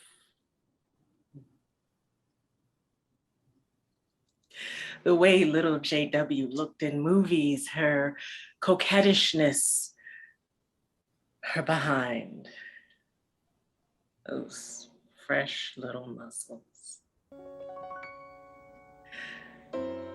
I struggle to work hard against many things. And of my people, Eartha Kitt, I should like to be utterly in love. Yes, love. You would make it all about her. What did you say? You heard me. You ain't blind. Look, I damn sure wasn't talking about you. What happened to the love, you two? Well, I will admit, love will make you crawl out from your hiding place. All right, all that. I led a boring life. I was busy writing and pursuing justice for our people. I didn't have time to attend to Ferdinand and our 4 children. You had time to make those 4 babies, though. I'm not feeling all this love shit. How can you be thinking about love when they are killing us? Nobody ever stops thinking about love. She's right. Since 2015, 1,252 Black people have been killed by the police. That's a lot of people. I cannot believe they have not arrested those police in the Breonna case. Breonna case? What case? It was in the 1960s when Rockefeller passed the no-knock law, the stop and frisk law. Isn't that what happened to Breonna? It's based on an old racist law that was implemented over 60 years ago. Andy, my ex-husband, would tell me how the police would keep notches on their guns for every Black person they killed, then plant guns and knives on Black people to justify murdering them. Black people have been free for 155 years. That is not a long time at all. We are still recovering from all the abuse and still dealing with the consequences of racism. But you better not talk about it because they will say you pulled the race card. Anytime one of them says that, you know, they's the ones that just said some racist shit. We've all heard them before. Just get over it. But they remember everything that has ever been done to them. But when it comes to slavery, it's, oh, you still talking about that? Of course, we're still talking about it. We're supposed to be talking about it.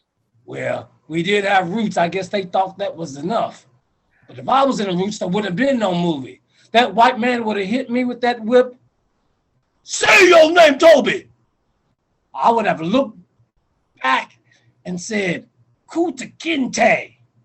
He would have hit me again. Say your name, Toby. I would have looked back and said, oh, Kuta Kinte. On that third time, he would have hit me. Say your name, Toby. I would have looked back and said, Toby, Babobi, Banana, Thana, Batobi, goddamn it. I got that one from my friend Charlie Barnett. I hope he don't be mad at me. Hey, Charlie. That's how they get us, by putting fear in our hearts and minds. Most Black children today don't even know anything about our history. And that, my friends, is dangerous. Every Black child needs to know their history, and not just Black people, but white, brown, red, and yellow people too. And we need to know theirs. It's imperative to understanding each other. How many even know about Ida B. Wells? Of course they don't know about Ida or Maya or me. Or me. If they don't know your name, James Baldwin, then they certainly don't know their own. Some famous person I know said that once. Have you been paying attention? They are trying to challenge critical race theory history in the schools now. They want to take anything about racism in America out of the school. Because it might make certain white people feel bad about themselves. Ain't that some shit? It's evil. If you have goodness in your heart, you cannot follow evil, you know? Your heart won't allow it. But if you have evil in your heart, it's easy to follow evil. Evil hides in darkness. It needs to be brought out to the light. Oh, speaking of evil, you know Trump is going to do everything in his power to steal the election. I hope y'all know that. Of course he is. He is motivated by his racist nature. That's why he's on the side of the white supremacists. It might take a war. A war? Black people are not ready to fight the most powerful military force on the planet. I'm afraid to say it would be a slaughter. That is not true. We'll never win if you are afraid. We will win. We cannot lose. I hope you are right. If any white man in the world says, give me liberty or give me death, the entire white world applauds. When a Black man says exactly the same thing, word for word, he is judged a criminal and treated like one. And everything possible is done to make an example of this bad nigger so there won't be any more like him. And if we declared war... So what if we lose 10 million? We would still have enough people left to carry on. I didn't live my life the way I did to see my people die violently in the streets or a race war. We need tranquility and serenity. I have seen the light, and the light is love and peace. Anyone who feels that war can solve the social problems facing mankind is sleeping. I believe today that there is a need for all people of goodwill to come with a massive act of conscience and say, we ain't gonna study war no more. How can we stand there and talk as if war between the races is inevitable? I refuse to believe that. Look at us. We know what the afterlife is, and though it is very nice, we should not be encouraging people to get here any faster. You all should know that. Love, people, love. We, unaccustomed to courage, exiles from delight, live coiled in shells of loneliness until love leaves its high holy temple and comes into our sight to liberate us into life. Love arrives, and in its train come ecstasies and old memories of pleasure, ancient histories of pain. Yet if we are bold, love strikes away the chains of fear from our souls. We are weaned from our timidity in the flush of love's light. We dare be brave, and suddenly we see that love costs all we are and will ever be. Yet It is only love which sets us free. Love arrives, and in its train comes ecstasies, old memories of pleasure, ancient histories of pain. Yet if we are bold, love strikes away the chains of fear from our souls.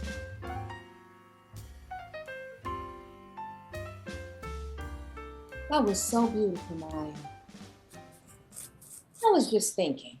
Oh, Lord, everybody run! Shut up, Richard.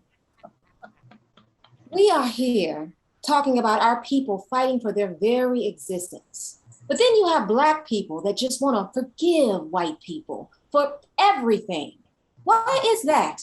When those Christians were killed in the Emmanuel Baptist Church in Charleston, South Carolina, by that white supremacist, what was his name? I don't even want to say his name. Dylan Roof. Yes, him, that's him. Killed 9 church members attending Bible study. Bible study! And before they even captured him, the family of the victims were already forgiving that piece of shit. Now somebody please explain that to me. Nina, yes, yes, and yes. After they caught him, they took him to McDonald's to get a Big Mac. They would have killed me on the spot if I walked into a church filled with white people and just opened fire on women and their children. In a church, the most safe and non-threatening place you could go. They kill us for all kinds of offenses and for no offenses, from murders to misdemeanors. Men and women are put to death without judge or jury. But we will be the first to say, I forgive you in the name of Jesus. I have seen it over and over again. I don't understand it. I think it is shameful that monster forgave him before their friends, relatives, and loved ones were even cold and buried.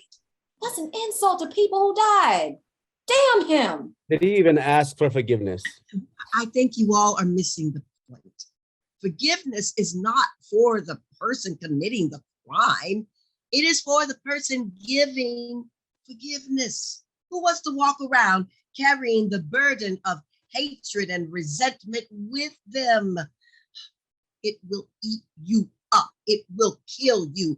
We need not send that message. Forgiving a racist? You cannot forgive a polar bear for being a polar bear and doing what a polar bear does. Why could they care less about your forgiveness? I'll never forgive Derek Chauvin for putting his knee on George Floyd's neck. You want to forgive him for that? Never. I underwent, during the summer that I became 14, a prolonged religious crisis. I discovered God and his saints and his angels and his blazing hell. And strangely enough, none of you were among the angels that I learned about because all of them were white, even in a Black church with a white Jesus. Anyway, I accepted this deity as the only one. I believed God would save me in times of crisis, but he did not. Forgiveness for one's sins must be sought for with sincerity and true devotion. If one does not repent, there can be no forgiveness. Forgiveness is not an occasional act. It is a constant attitude. I believe those dedicated church Christians in the Dillon case were only practicing what they know to be right. Forgiveness is the cornerstone of true righteousness. How are you going to forgive a non-repentant person? That doesn't make any sense. The truth of the matter, I fail to believe they want to be forgiven. The Bible is what gave us strength to get through everything Black people have endured. Every Sunday, in every big city, every country town, every small town, in every suburb, Black people get up, get dressed, and go to church to praise God. Why? Because that is where we get relief, where we can gather hope and joy, repentance, redemption, and forgiveness. We all need forgiveness. Fine. You can worship their God if you want to, but it was their Catholic Church and their Protestant church founded on blood that have Black people in the position that we are in today. Remember that. They made Black people believe in a God that put them in chains. It is the cruelest of crimes to enslave people and then make them worship the God used to enslave them. That is a horrible trick. Christianity has operated with an unmitigated arrogance and cruelty. When the white men came to Africa, the white men had the Bible and the African had the land. Now the white man has the land and the African is still attempting to digest or vomit up the Bible. Jesus consistently taught his disciples that love and forgiveness were absolute necessities for spiritual maturity. Christ, the innocent Son of God, lies in painful agony on an uplifted cross. How will Jesus act? What will he say? The answer to these questions burst forth in majestic splendor. Jesus lifts his head up amid the wreath of thorns and that encircles his brow and cries out in words lifted to cosmic proportions, "Father, forgive them, for they know not what they do." We did it, Joe. America's democracy is not guaranteed. It is only a strong. Biden and Kamala won! Yes!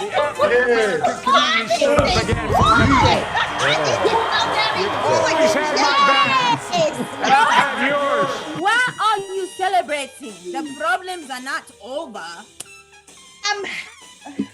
Don't you spoil my good mood. Sadness, then she cries tears of joy. I don't understand you. Make up your mind. No, I don't understand you. If I cry, you're upset. If I'm happy, you're upset. Why can't you just be content sometimes? Stop it, Oya. Enjoy the moment. You are making me angry. You do not want to see me angry. What do I care? I have seen you angry before. What do I care? You cannot do anything to me. Do you believe for one moment that things will change when 70 million people voted for the demon? She's got a point. But 80 million voted for Biden and Harris. Just shows you the power of the vote. What? There is power in voting. She's right. Stacey worked her ass off. Nobody can deny that. I love that girl. We are talking about the American political system. On one side, you have the party of Barry Goldwater, George Wallace, Nixon, Reagan, Bush, and Trump, which 70 million people voted for.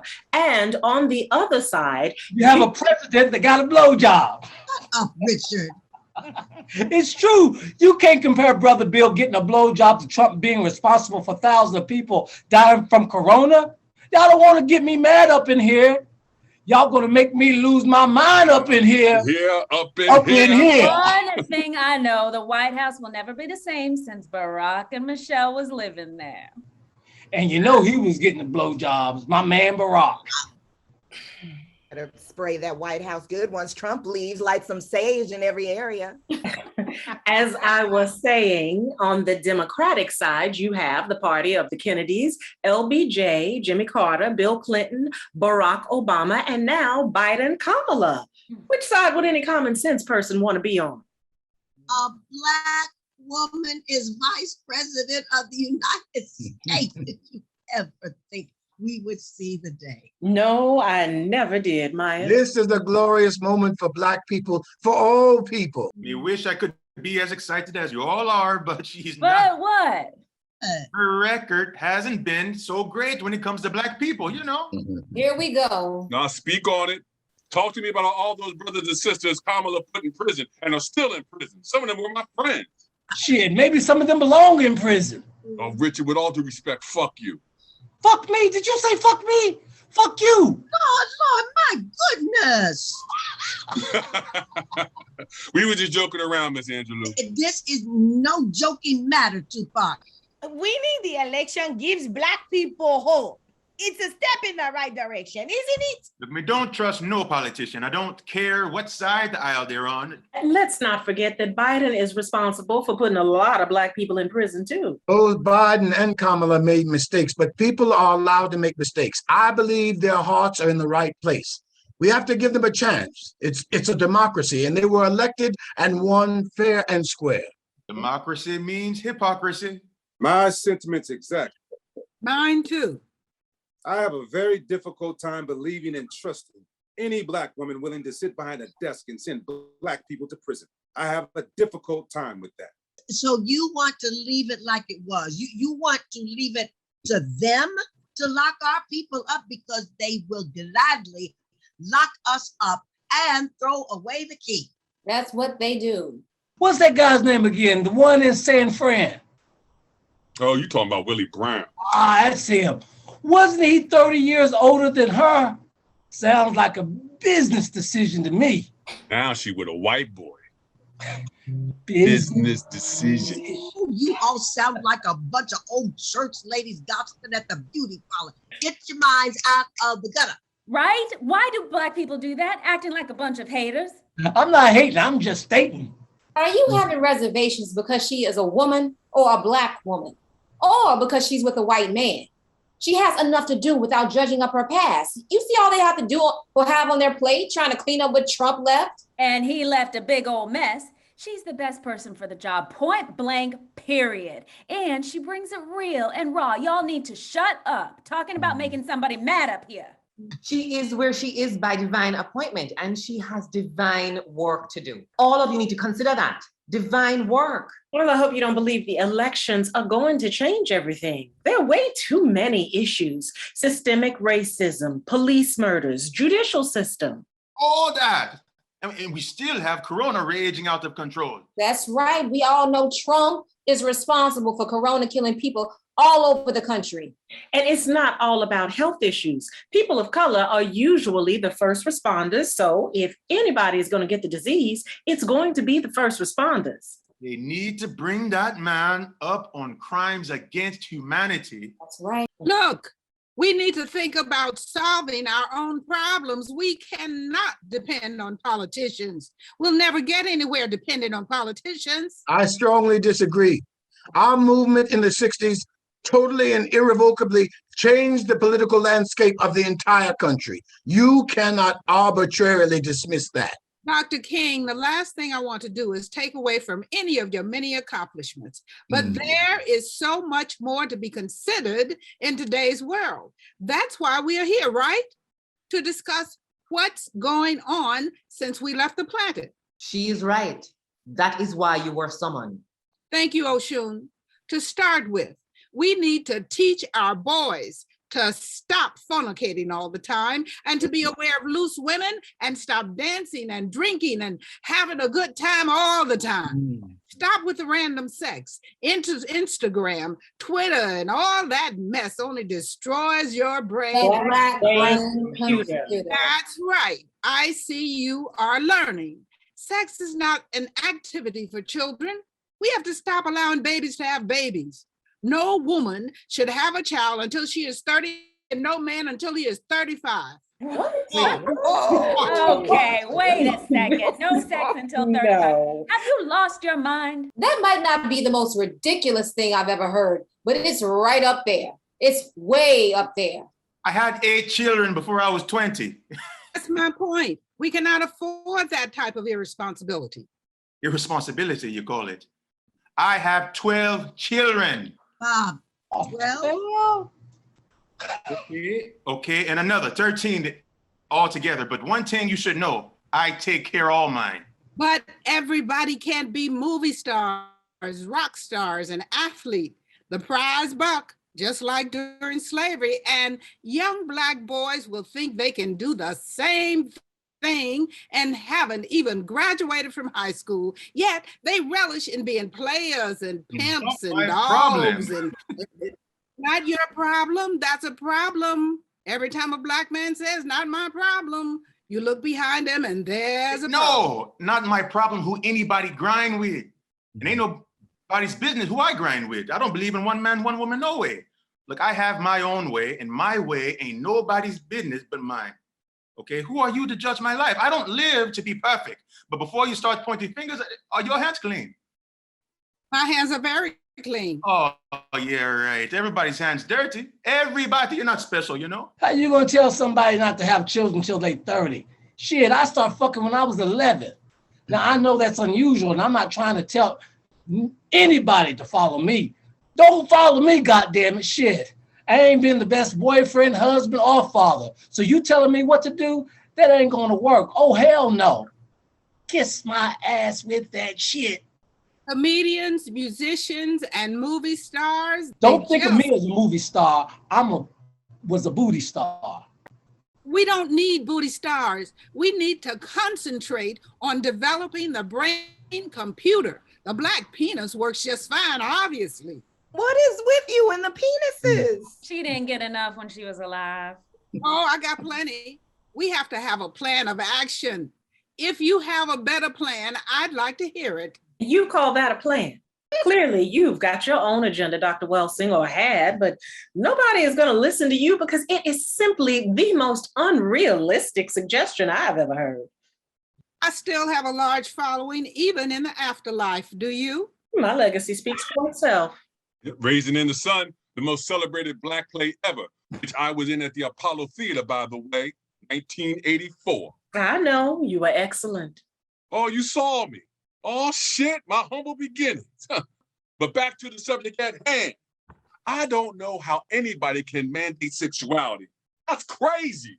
It's like, look, if I want to have sex with a woman for pleasure and she's agreeing to that, then I was with that, because once you have the urge, that itch gotta be scratched.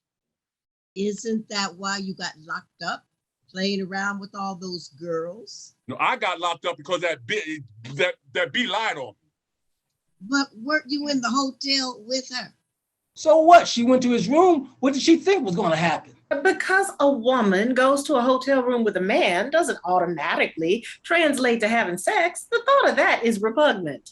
I guess I'm repugnant then, because if you was going to my hotel room 2 a.m, that meant that somebody was going to give up some booty. That was understood. Look what happened to Mike Tyson. Ruined his career. Almost ruined mine. Tupac, it did ruin yours. This conversation is getting on my last nerve. Mine too. Men. Then they wonder why Black women are so hard on them. Oh, you don't want to take it there. You got something to say, let's go. Yeah, we got something to say. We Black men, we always got something to say. Richard, how many Black women did you date? Pam Grier and who else? A lot. Deborah, no. Bullshit. My ass. I like all colors of the rainbow. All y'all dated white men, that's a lot worse than any Black man that dates a white woman. You come up with that. Well, maybe y'all shouldn't be so evil. I am just so tired of Black women being labeled mean and angry all the time. Black men need to stop that. The world needs to stop it. Just stop it. Stop. Black women are already in pain and have suffered enough, but instead of acknowledging and nurturing us, y'all want to fight us. And instead of loving us, when a Black woman calls you out, when you are not doing the right thing, you go running to the other side. Black women are too much. Black women are evil. We will never get anywhere as a people with that attitude. Well said, Zora. At least we agree on something. Oh, I see it's gotten real quiet. Even Martin got his mouth shut.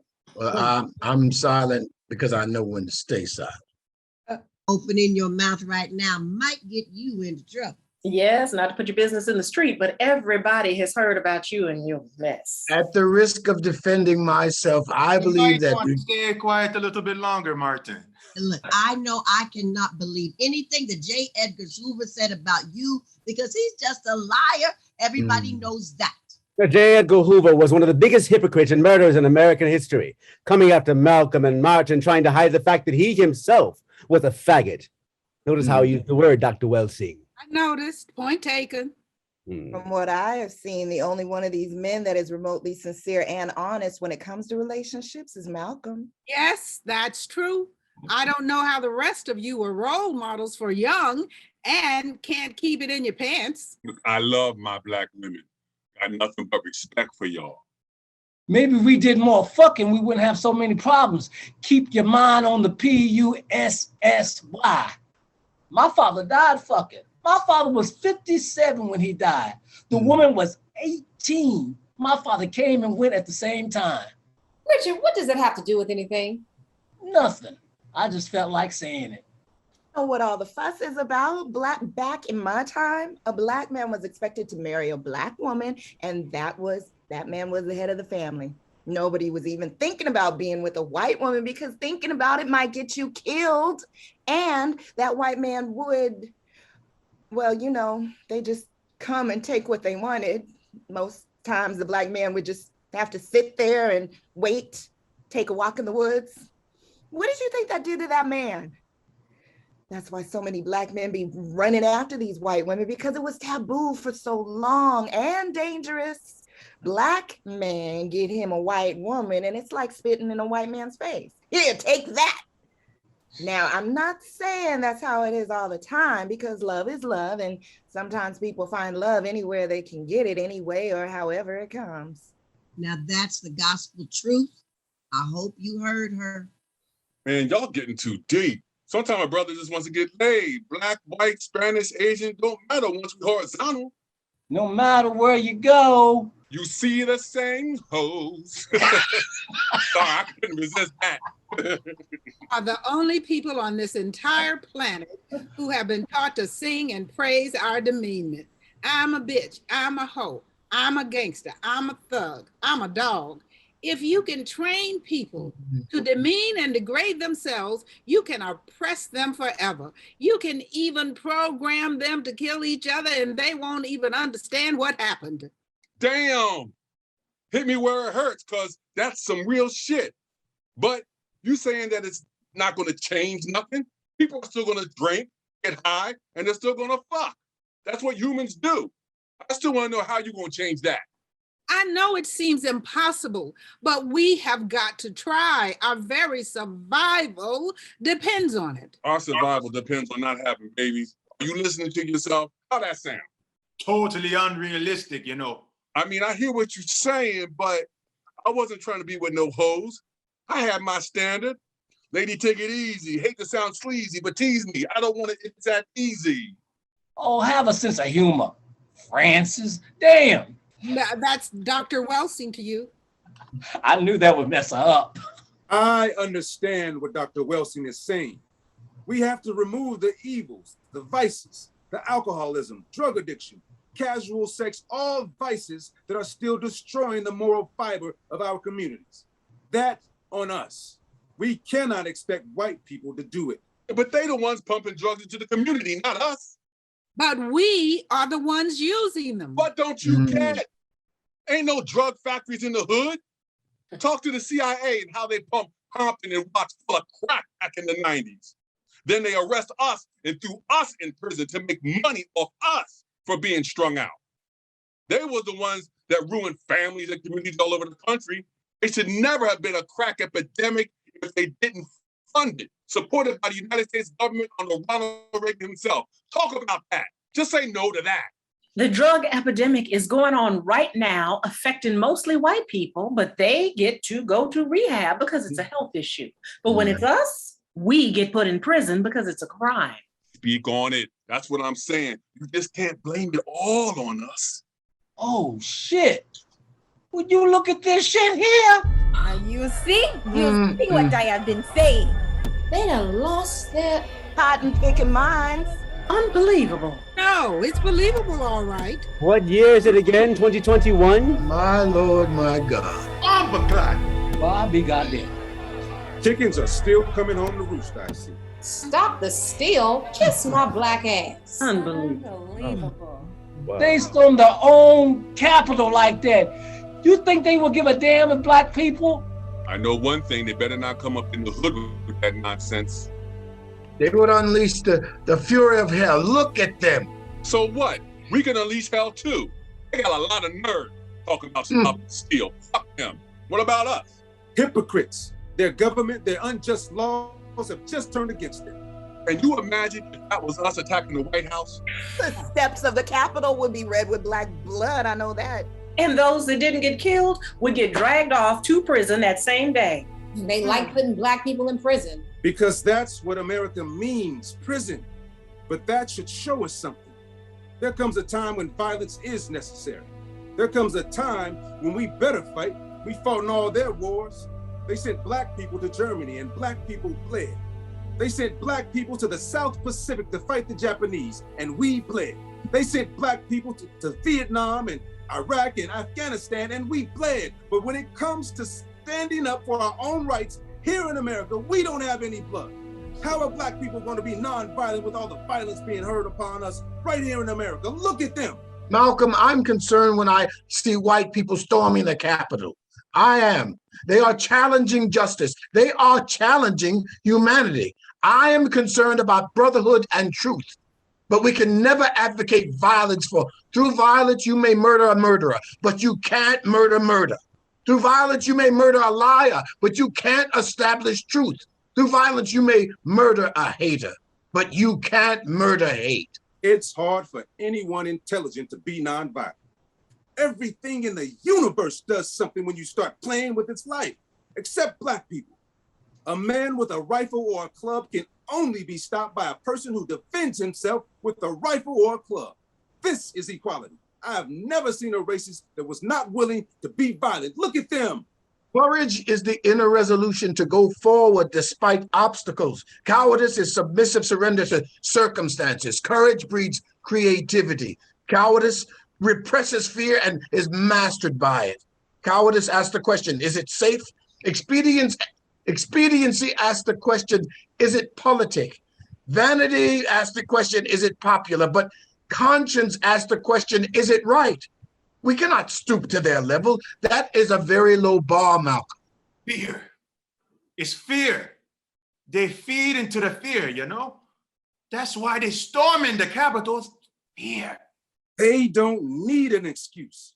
They have been conducting militaristic maneuvers in the backwoods of America since I was on the planet. But they have been ineffective. They are inconsequential when it comes right down to it. You call that inconsequential? But here's what gets me. I bet all those people down there will tell you to your face that they believe in Jesus. But there they are with their signs, guns, flags, and gallows. I think we got two different Bibles, a Black Bible and a white Bible. Because being a Christian for Black people is all about kissing up and getting a good ass kicking. That white Bible tells them they can do whatever they want as long as they get on their knees at night and go to church on Sunday. Or hunting. Most Black people were raised in the church, and we are told from a very young age to turn the other cheek, as Jesus would have, and to retaliate to violence is sinful. Not retaliating is sinful. The great tragedy of life is that too often we allow the means by which we live to outdistance the ends for which we live. What does that mean? It means there is a voice crying through the vista of time, calling men to walk in the light. Man's earthly life will be reduced to a tragic cosmic elegy if he fails to heed this call. This is condemnation, says John. The light has come into the world, and men have loved darkness rather than light. You can choose darkness, or you can choose the light. I don't know about all that. What I do know is this. If they decide to get into their trucks and drive down every major street in every city, most Black people won't be ready.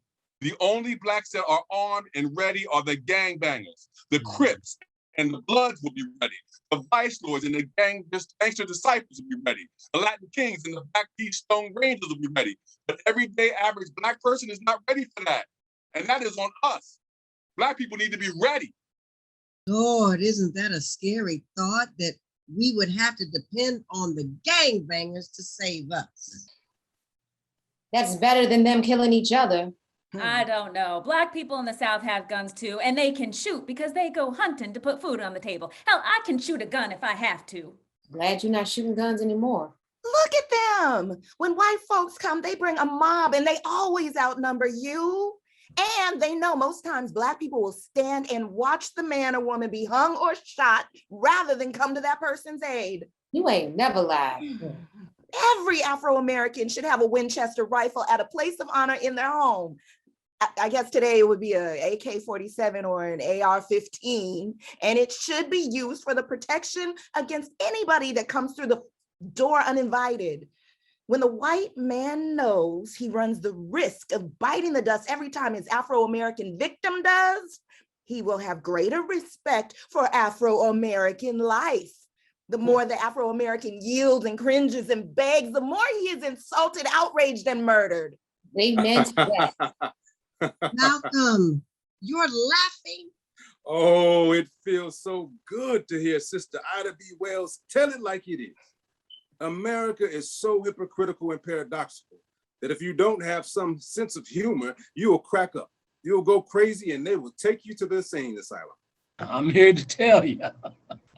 America will cause you to lose your mind. We need to be armed for our own sanity. Black America needs to get ready for a revolution, but understand what I'm saying. A revolution is bloody. A revolution is hostile. A revolution knows no compromise. Revolutions overturn and destroys anything that gets in its way. You don't do any singing. You're too busy swinging. You don't see any of those white people down there singing. They are swinging. They know what we are afraid to know. The price for freedom may be death. You have got to be willing to die. Well, I hope it never comes to that, but I agree that we must be willing to die for freedom. Martin, do you remember what I said to you when we first met? I've known you for a long time, Nina.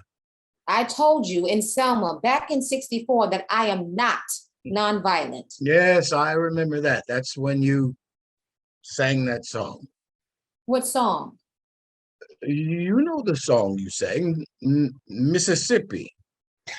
Go ahead. Mississippi. Mississippi. Goddamn. I thought I'd never see the day I heard Dr. King use a cuss word. I almost didn't get a chance to deliver my speech the day that after Nina sang that song. I wanted to use my voice as a weapon to speak out for my people. The only way I could get all my rage out was through my art. I was sick of the social order. I wanted to shake people up. I wanted to drive them insane. Thank God I was a singer. Otherwise, I would have had a rifle in my hands because I am a revolutionary. Amen. Martin is a revolutionary too. Now, he was a different kind of revolutionary, but he's every bit a revolutionary as Malcolm. All of you are revolutionaries. Everything I've seen you are. It's in everything you do. Your art, your activism. Thank you. But today's artists are not using their artistic power. They're using it for money, fame, and selfishness. You bring up an interesting point. The Black artists must realize that they have a responsibility that is very important. We have artists who are geniuses. Look at all of you. But as long as the Black artist has to sing and dance and act to please the white man, he'll be a clown. But when he can sing and dance to please Black people, he sings a different song and he dances a different step. He and she becomes a beacon of light for all of us. I agree, but it's better today than it was when I was living. It's still bad for Black artists. Have you seen what's happening on Broadway? The BIPOC movement. It's a good thing, but why is it even necessary? We need to establish cultural centers of our own for film, creative writing, painting, theater, music, the entire spectrum. A cultural revolution that will be the journey to our rediscovery of ourselves. It is for this reason that all societies have battled with the incorrigible disturber of the peace, the artist. Yes, I myself was bodacious enough to have called myself an artist. Write about our people. Tell our stories. My mission in life was not merely to survive, but to thrive, and to do so with some passion, some compassion, some humor, and some style. Now, we should be angry, but not bitter. But like Lorraine said, never stop talking it. I not only have the right to stand up for myself, but I have the responsibility. Maybe if we took all of our talents, all of our art, all our spirituality, our spunk, our funk, our attitude, all our swagger, all our style, all our fashion, and just left all the racists to themselves. Notice I said racist. We should invite white people with us, the progressive ones, because it's not all white people that are against us. Just leave the racists behind. Let them attend basketball and football games with no Black players on any of their teams. Let them play their country music, their rock and roll, their satanic heavy metal, and have no R&B, no jazz, no blues, no hip hop to show them how to live, love, and feel. Oh shit, that's dope. That is dope. Yo, I like that shit. They would be in bad shape. I like that, Zora. The war of an artist with his society is a lover's war. And he does at his best what lovers do, which is to reveal the beloved to himself and to the world, with that revelation to make freedom real. A day of absence like Douglas Turner Ward's play. Exactly. What would they do today? What do you think they're gonna do? They're gonna come looking for our asses. We are never going to get rid of the racists. They need us because without us, they can never feel that feeling of superiority, and they need that, like a junkie needs dope. You got that right. I was raised in an all-Black town called Eatonville. I know what it's like to be around nothing but Black people. I went to Black schools and was taught by Black teachers. And as far as I can see, the ABCs and the 1, 2, 3s are the same, whether you learn in a Black or white school. I remember how wonderful the Harlem was during the Harlem Renaissance. Everywhere you look, nothing but beautiful and creative and intelligent Black people. I have often said to myself about all the white people who ever discriminated against me without knowing who I was or what I had to offer. Well, it's your loss for missing out on the presence of my company. Let them miss out on having our company. You circle like in a jiu-jitsu move, bro. You trapped in this breathing right there, bro. What do you have to say about that? Well, I'm extremely happy for the Floyd family and for the nation, but as we all know, we still have a long way to go. That's some bullshit. Maybe this will be the beginning of. Oh, no, nowhere. Oya is right, you know. Look, it's like putting a Band-Aid on a machete cut. It will never stop the bleeding. Can we just take a moment and have a sigh of relief?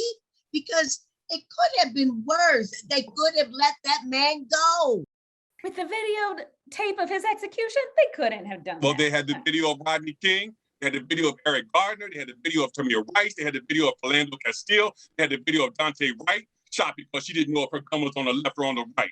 Somebody better stop me because I can keep on going. White people have got to be the problem solvers among their own kind so we can have more support, such as what has occurred in the George Floyd case. Good luck with that. Though I must confess, I have been gravely disappointed with certain white liberals who constantly say, I agree with you in your goals you seek, but I cannot agree with your methods, as if they could paternalistically set the timetable for our freedom. Yes, Martin. I was tired of the lip service from so-called liberal whites as well. If I didn't find my outlet through writing, I too would have surely picked up a rifle myself.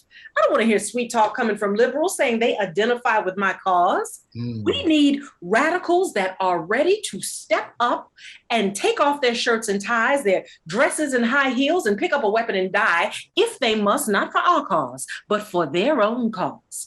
That's when I will know that we are all in this together. White people are out there. People of all races are out there protesting all over the world. I don't care. America still needs to pay for her crimes. One conviction does not make up for all the years of abuse and murder, injustice, and imprisonment. But we must think about forgiveness. This is the only place healing can begin. I agree. We will never get anywhere without it. I don't want to hear another word about forgiveness. Not another word. America needs to take responsibility. We cannot forgive them when they continue to persecute and oppress Black people. You cannot, we cannot, I cannot. They have never apologized for slavery. How can we forgive them? And we are still suffering from the effects of slavery all these years later. Which brings us to another issue we have been ignoring. Oh, and what is that? All of our energy, it seems, has been directed at the white racists, and rightfully so. But what about us? What about the crimes we commit on each other? We have to stop fighting and killing each other. True, Black people are killing each other at the highest rates ever. It hurts me to say. They are trying to compare Black on Black crimes to systemic racism. I don't get it. I've heard Black people and white people say Black Lives Matter is only concerned about the police killings and not about the killings in the Black community by Black people. Two different things. You have systemic racism over here in this lane, and in the other lane, you have the problem with Black on Black crime. They want to lump everything together, and that's not right. One thing has nothing to do with the other. You can be a doctor or lawyer, a thief or village chief, but if your skin is Black, you are nothing to them. They handcuffed Dr. Louis Gates in his own home. Now they can arrest one of the most prominent people in the Black community. Not just the Black community. Dr. Gates is an American institution by himself. You're right, Lorraine. Arrested that man for nothing in his own home. What do they care about the average everyday Black man or woman? And what about the children? The children stop believing in the quality of life by the time they are in elementary school and learn to hate before they ever learn to love. They have no idea what it means to have a healthy self-esteem. And so what do? They go out and hurt the person that looks just like them because they are so filled with hatred. You nailed it, Miss Angelou. To take my own life. I really didn't believe that no Black person would ever shoot me. I believed that I didn't have to fear my own community. You know, I was like a representative. I'm their ambassador to the world. They will never do me wrong. But I also know it was a culture that taught and is still teaching Black men and women to hate each other enough to kill each other. Black persons with no thought or understanding of who they really are. The self-hatred is that deep. I look down on earth today and I see something different. To listen to y'all, it's all gloom and doom, but I see young Black people, brown people, yellow people, and white people making strides in every area of life. They are excelling in education, technology, medicine, law, the media, you name it. What kids are you talking about? The privileged kids or the kids in the hood? Because the children in the hood are still suffering. Too many young people don't know what has been done to them, and that's what makes them quick to anger and retaliate. But when they see what has happened to them and why, they will never forget and never forget. And then they will be a dangerous lot to deal with. My name is Dr. Francis Cress Welsing, and I approve his message. This thing about racism, is preposterous to me, First, they want to say we less than human. We prove them wrong every time. They say we couldn't play sports with them, but we get in there and we dominate. They say we don't have brain power, but yet we rise to become mayor, Congress people, senators, scientists, astronauts, and even the president. We own business, become millionaires, billionaires, but yet they go on they superior. So to me, it's not about skin color. They don't have any excuses. It's a sickness in the brain. Racism is a mental illness, So what can be done? If we do nothing, everything will continue as it has, and we will be in the same place for 50 years, 100 years from now. Human progress never rolls in on the wheels of inevitability. It comes through the tireless efforts and the persistent work of dedicated individuals who are willing to be co-workers with God. And without this hard work, time itself becomes an ally of the primitive force of social stagnation.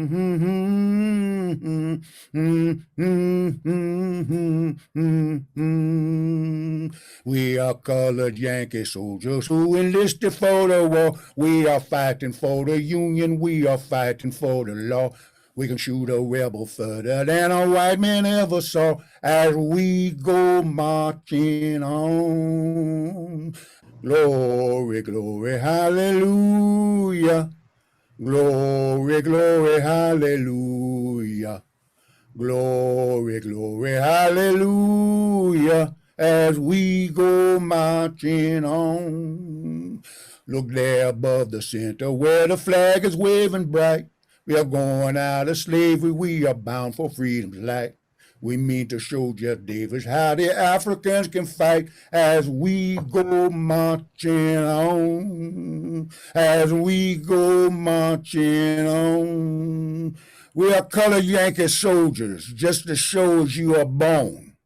When the rebels hear us shouting, he will think it's Gabriel's horn. As we go marching, marching, marching on.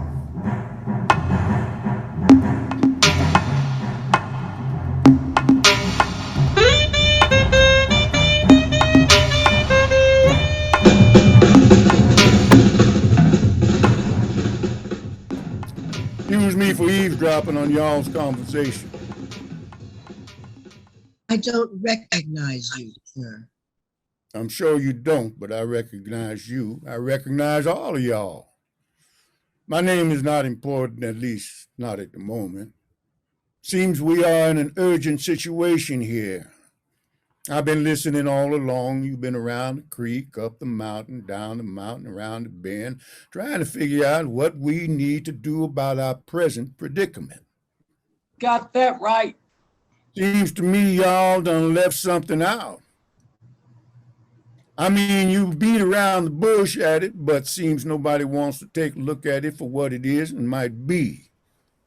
Y'all act like y'all scared. The only thing I'm afraid of is ignorance and conscientious stupidity.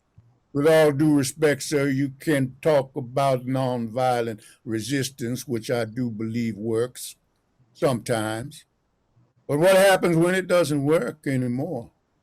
When violence cannot be avoided and, quite frankly, shouldn't be? I don't know of any time that might be, sir.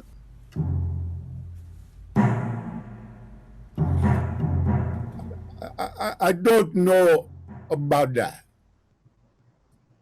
I was there in Haiti when blacks rose up against the French colonists after Napoleon sent 80 warships to put us back in chains. Off the ships they came, dressed in their gilded uniforms, on horses and on foot, carrying cannons and long guns. They came. The greatest military force in the world, so they claimed. Bullets flew, cannon bullets fell at our feet, over our heads, and some hit their mark. But the great Toussaint Louverture would never surrender to defeat. Like the Burnham Woods, we crept up on them bushes and trees, moving as one, closer and closer. We crept until we were on them like tigers in a fight. We could hear the powerful voice of Dessalines. No turning back now. And General Christophe, we are fighting for a higher cause. We couldn't turn and run, and we couldn't turn the other cheek. I was shot all over my body. Here's where a bayonet pierced my thigh. But that didn't stop me. Didn't stop us. We was fighting for the liberation of our people. We can't find a better reason, a greater cause, and no greater honor. And we sent the French and the great Napoleon back where they came from.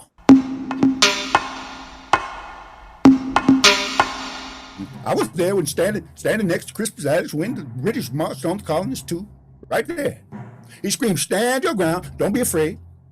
A musket shot hit here and he fell. A black man, first to die for liberty in this country. Many of us fought for the British because good old George Washington himself owned slaves, Jefferson and Madison too. They claimed the black man was the only 3/5 of a man. But we proved them wrong that day on Bunker Hill when I and 40 of my brothers fought for the independence of America. Make no mistake about it. We were there. Look here, I was shot. Almost took my arm off that day. But we won independence for America.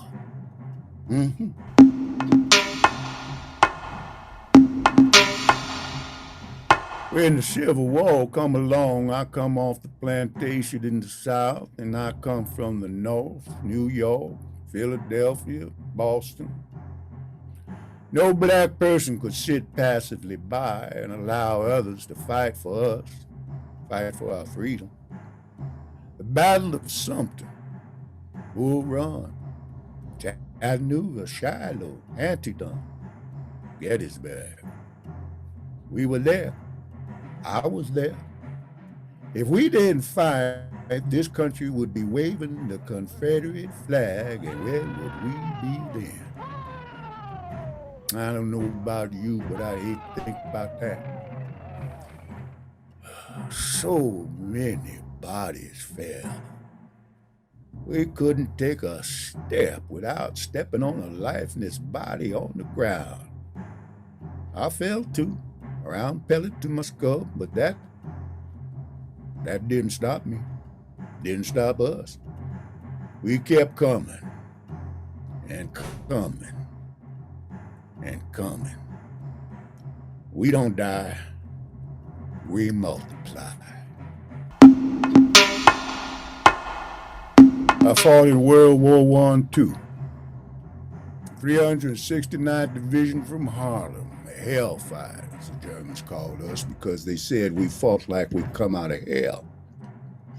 Truth of the matter is, many of us had been living in hell. So the name fit, the Hellfighters. America wouldn't allow us to fight with guns. They didn't like the idea of black people having guns, even in a war. Ain't that nothing? So we fought under the French flag. It was a dark, cold night. Germans on one side and the French on the other, and the 50 yards of land in between. No man's land. Lieutenant James Reese Europe slid under the barbed wire and made his way to the other side. He bayoneted a German lookout and became the first black man to kill an enemy on foreign soil. It was all over after that. Nobody could fight up close with knives like black folk. And the Allies, the Allies went from losing to winning. That makes 2 wars we done fought in and went from losing to winning. But when we gets back, Southern White said, keep the niggers in their place. He started their mess. Lynching, burning, and carrying on. Summer of 1919 is and will forever be called the Red Summer. But it wasn't just whites that was doing the killing. We was doing some killing of our own. Make no mistake about that. They're not going to tell you that in their history books. World War II. We fought on the ground and in the air. Surprised the hell out of them when they saw black men flying like birds, like red tails in the sky, and storming the beaches on foot. And once again, we changed the tide of the war. Are you hearing me? I fought in Korea and I was a blood in Vietnam, and today I fight in Iraq and Afghanistan. I am the black American soldier. Here I stand. Now you tell me if America owes us a debt of gratitude and respect. You tell me. As the good Dr. Welsing said, a war has been declared on people of color. We are at war whether you want to believe it or not. My question to all of you is, what are you going to do about it? About the genocide? What will it take for our people to fight back? Let me know, because I'm still here. I ain't going nowhere. I'm ready.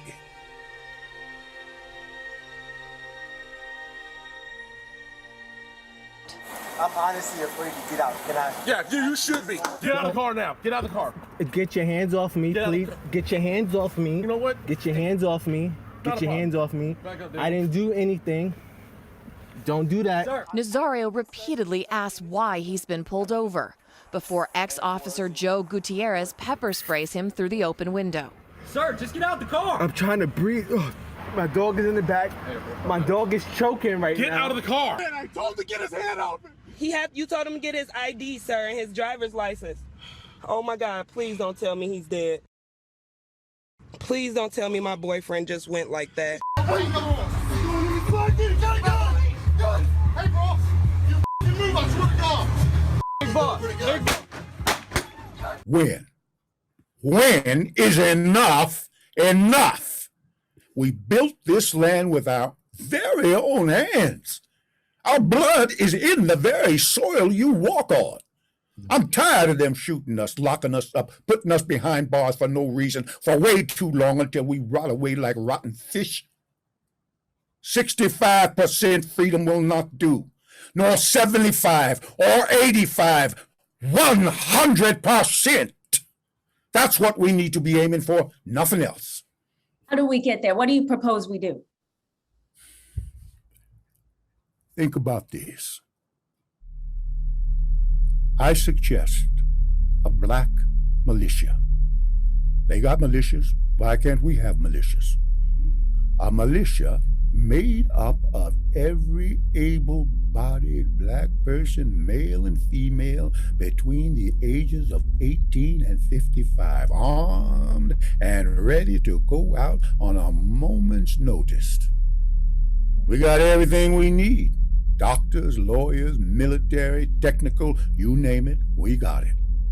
All we need is the heart, the guts, and the willingness to stick together.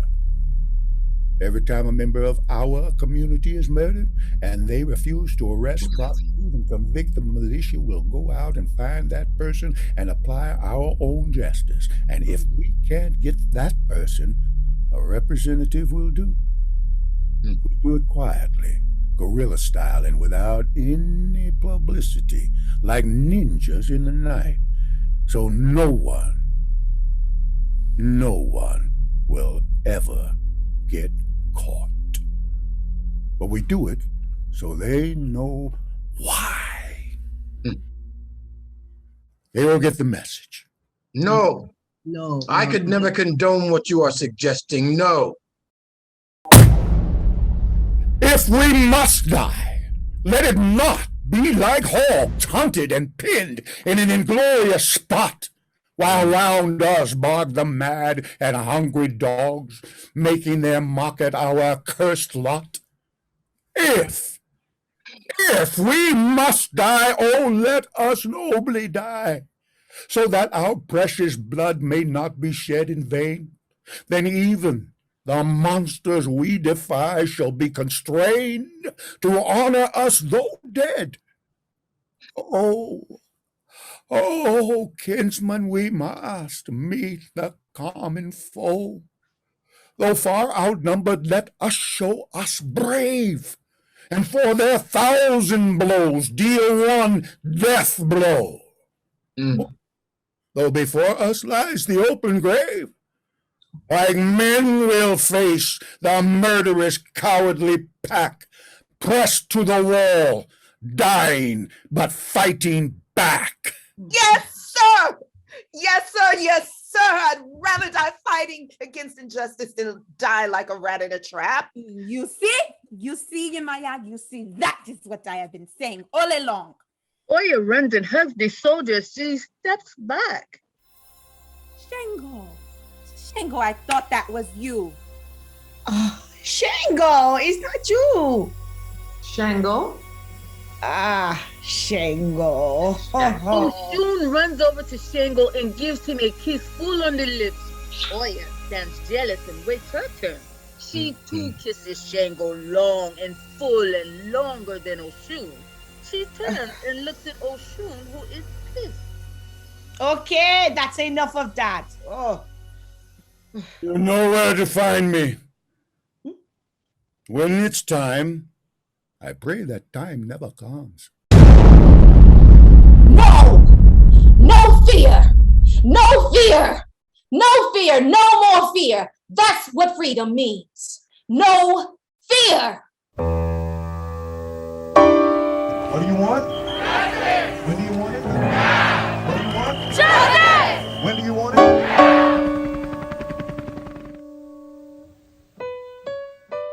For my people everywhere singing their slave songs repeatedly, their dirges and their ditties and their blues and jubilees, praying their prayers nightly to an unknown God,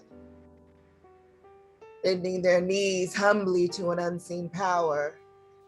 For my people lending their strength to the years, to the gone years and the now years and the maybe years, washing, ironing, cooking, scrubbing, sewing, mending, hoeing, plowing, digging, planting, pruning, patching, dragging along, never gaining, never reaping, never knowing, and never understanding.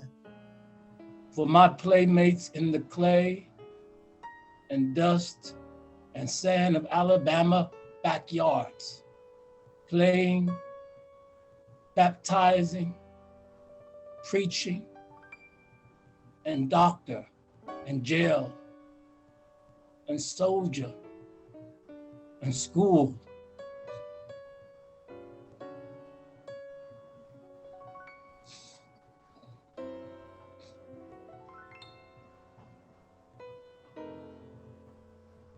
And mama, and cooking, and playhouse, and concert, and store, and the hair,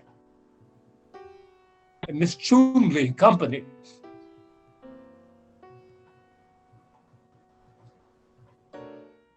For the cramped, bewildered years we went to school to learn, to know the reasons why and the answers to, and the people who, and the places where, and the days when.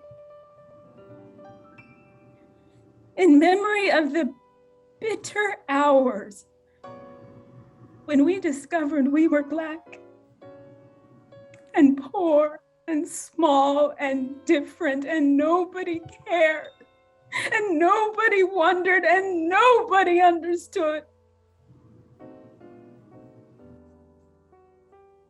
For the boys and girls who grew in spite of these things, to be man and woman, to laugh and dance and sing and play and drink their wine in religion and success, to marry their playmates and bear children and then die of consumption and anemia and lynching.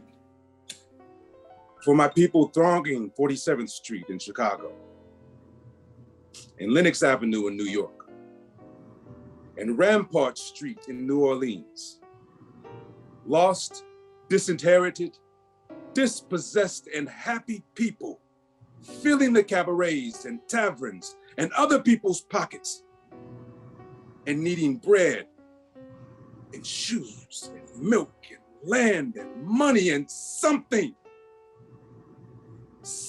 all our own. For my people, walking blindly, spreading joy, losing time, being lazy, sleeping when hungry, shouting with burden, drinking when hopeless, tied and shackled and tangled among ourselves by the unseen creatures who tower over us omnisciently and laugh.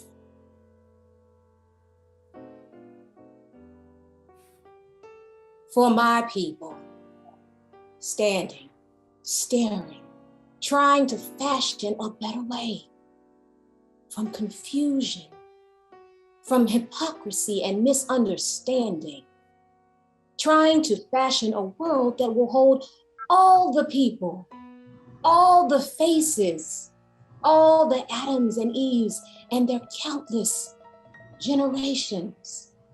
Let a new earth rise. Let another world be born. Let a bloody peace be written in the sky. Let a second generation full of courage issue forth. Let a people loving freedom come to growth. Let a beauty full of healing and strength, a final clenching be the pulsing in our spirits and our blood. Let the martial songs be written. Let the dirges disappear. Let a race of men now rise and take control. And let us never forget, love is the supreme unifying principle of life. I still believe we will reach the promised land of brotherhood. The arc of the moral universe is long, but it bends towards justice.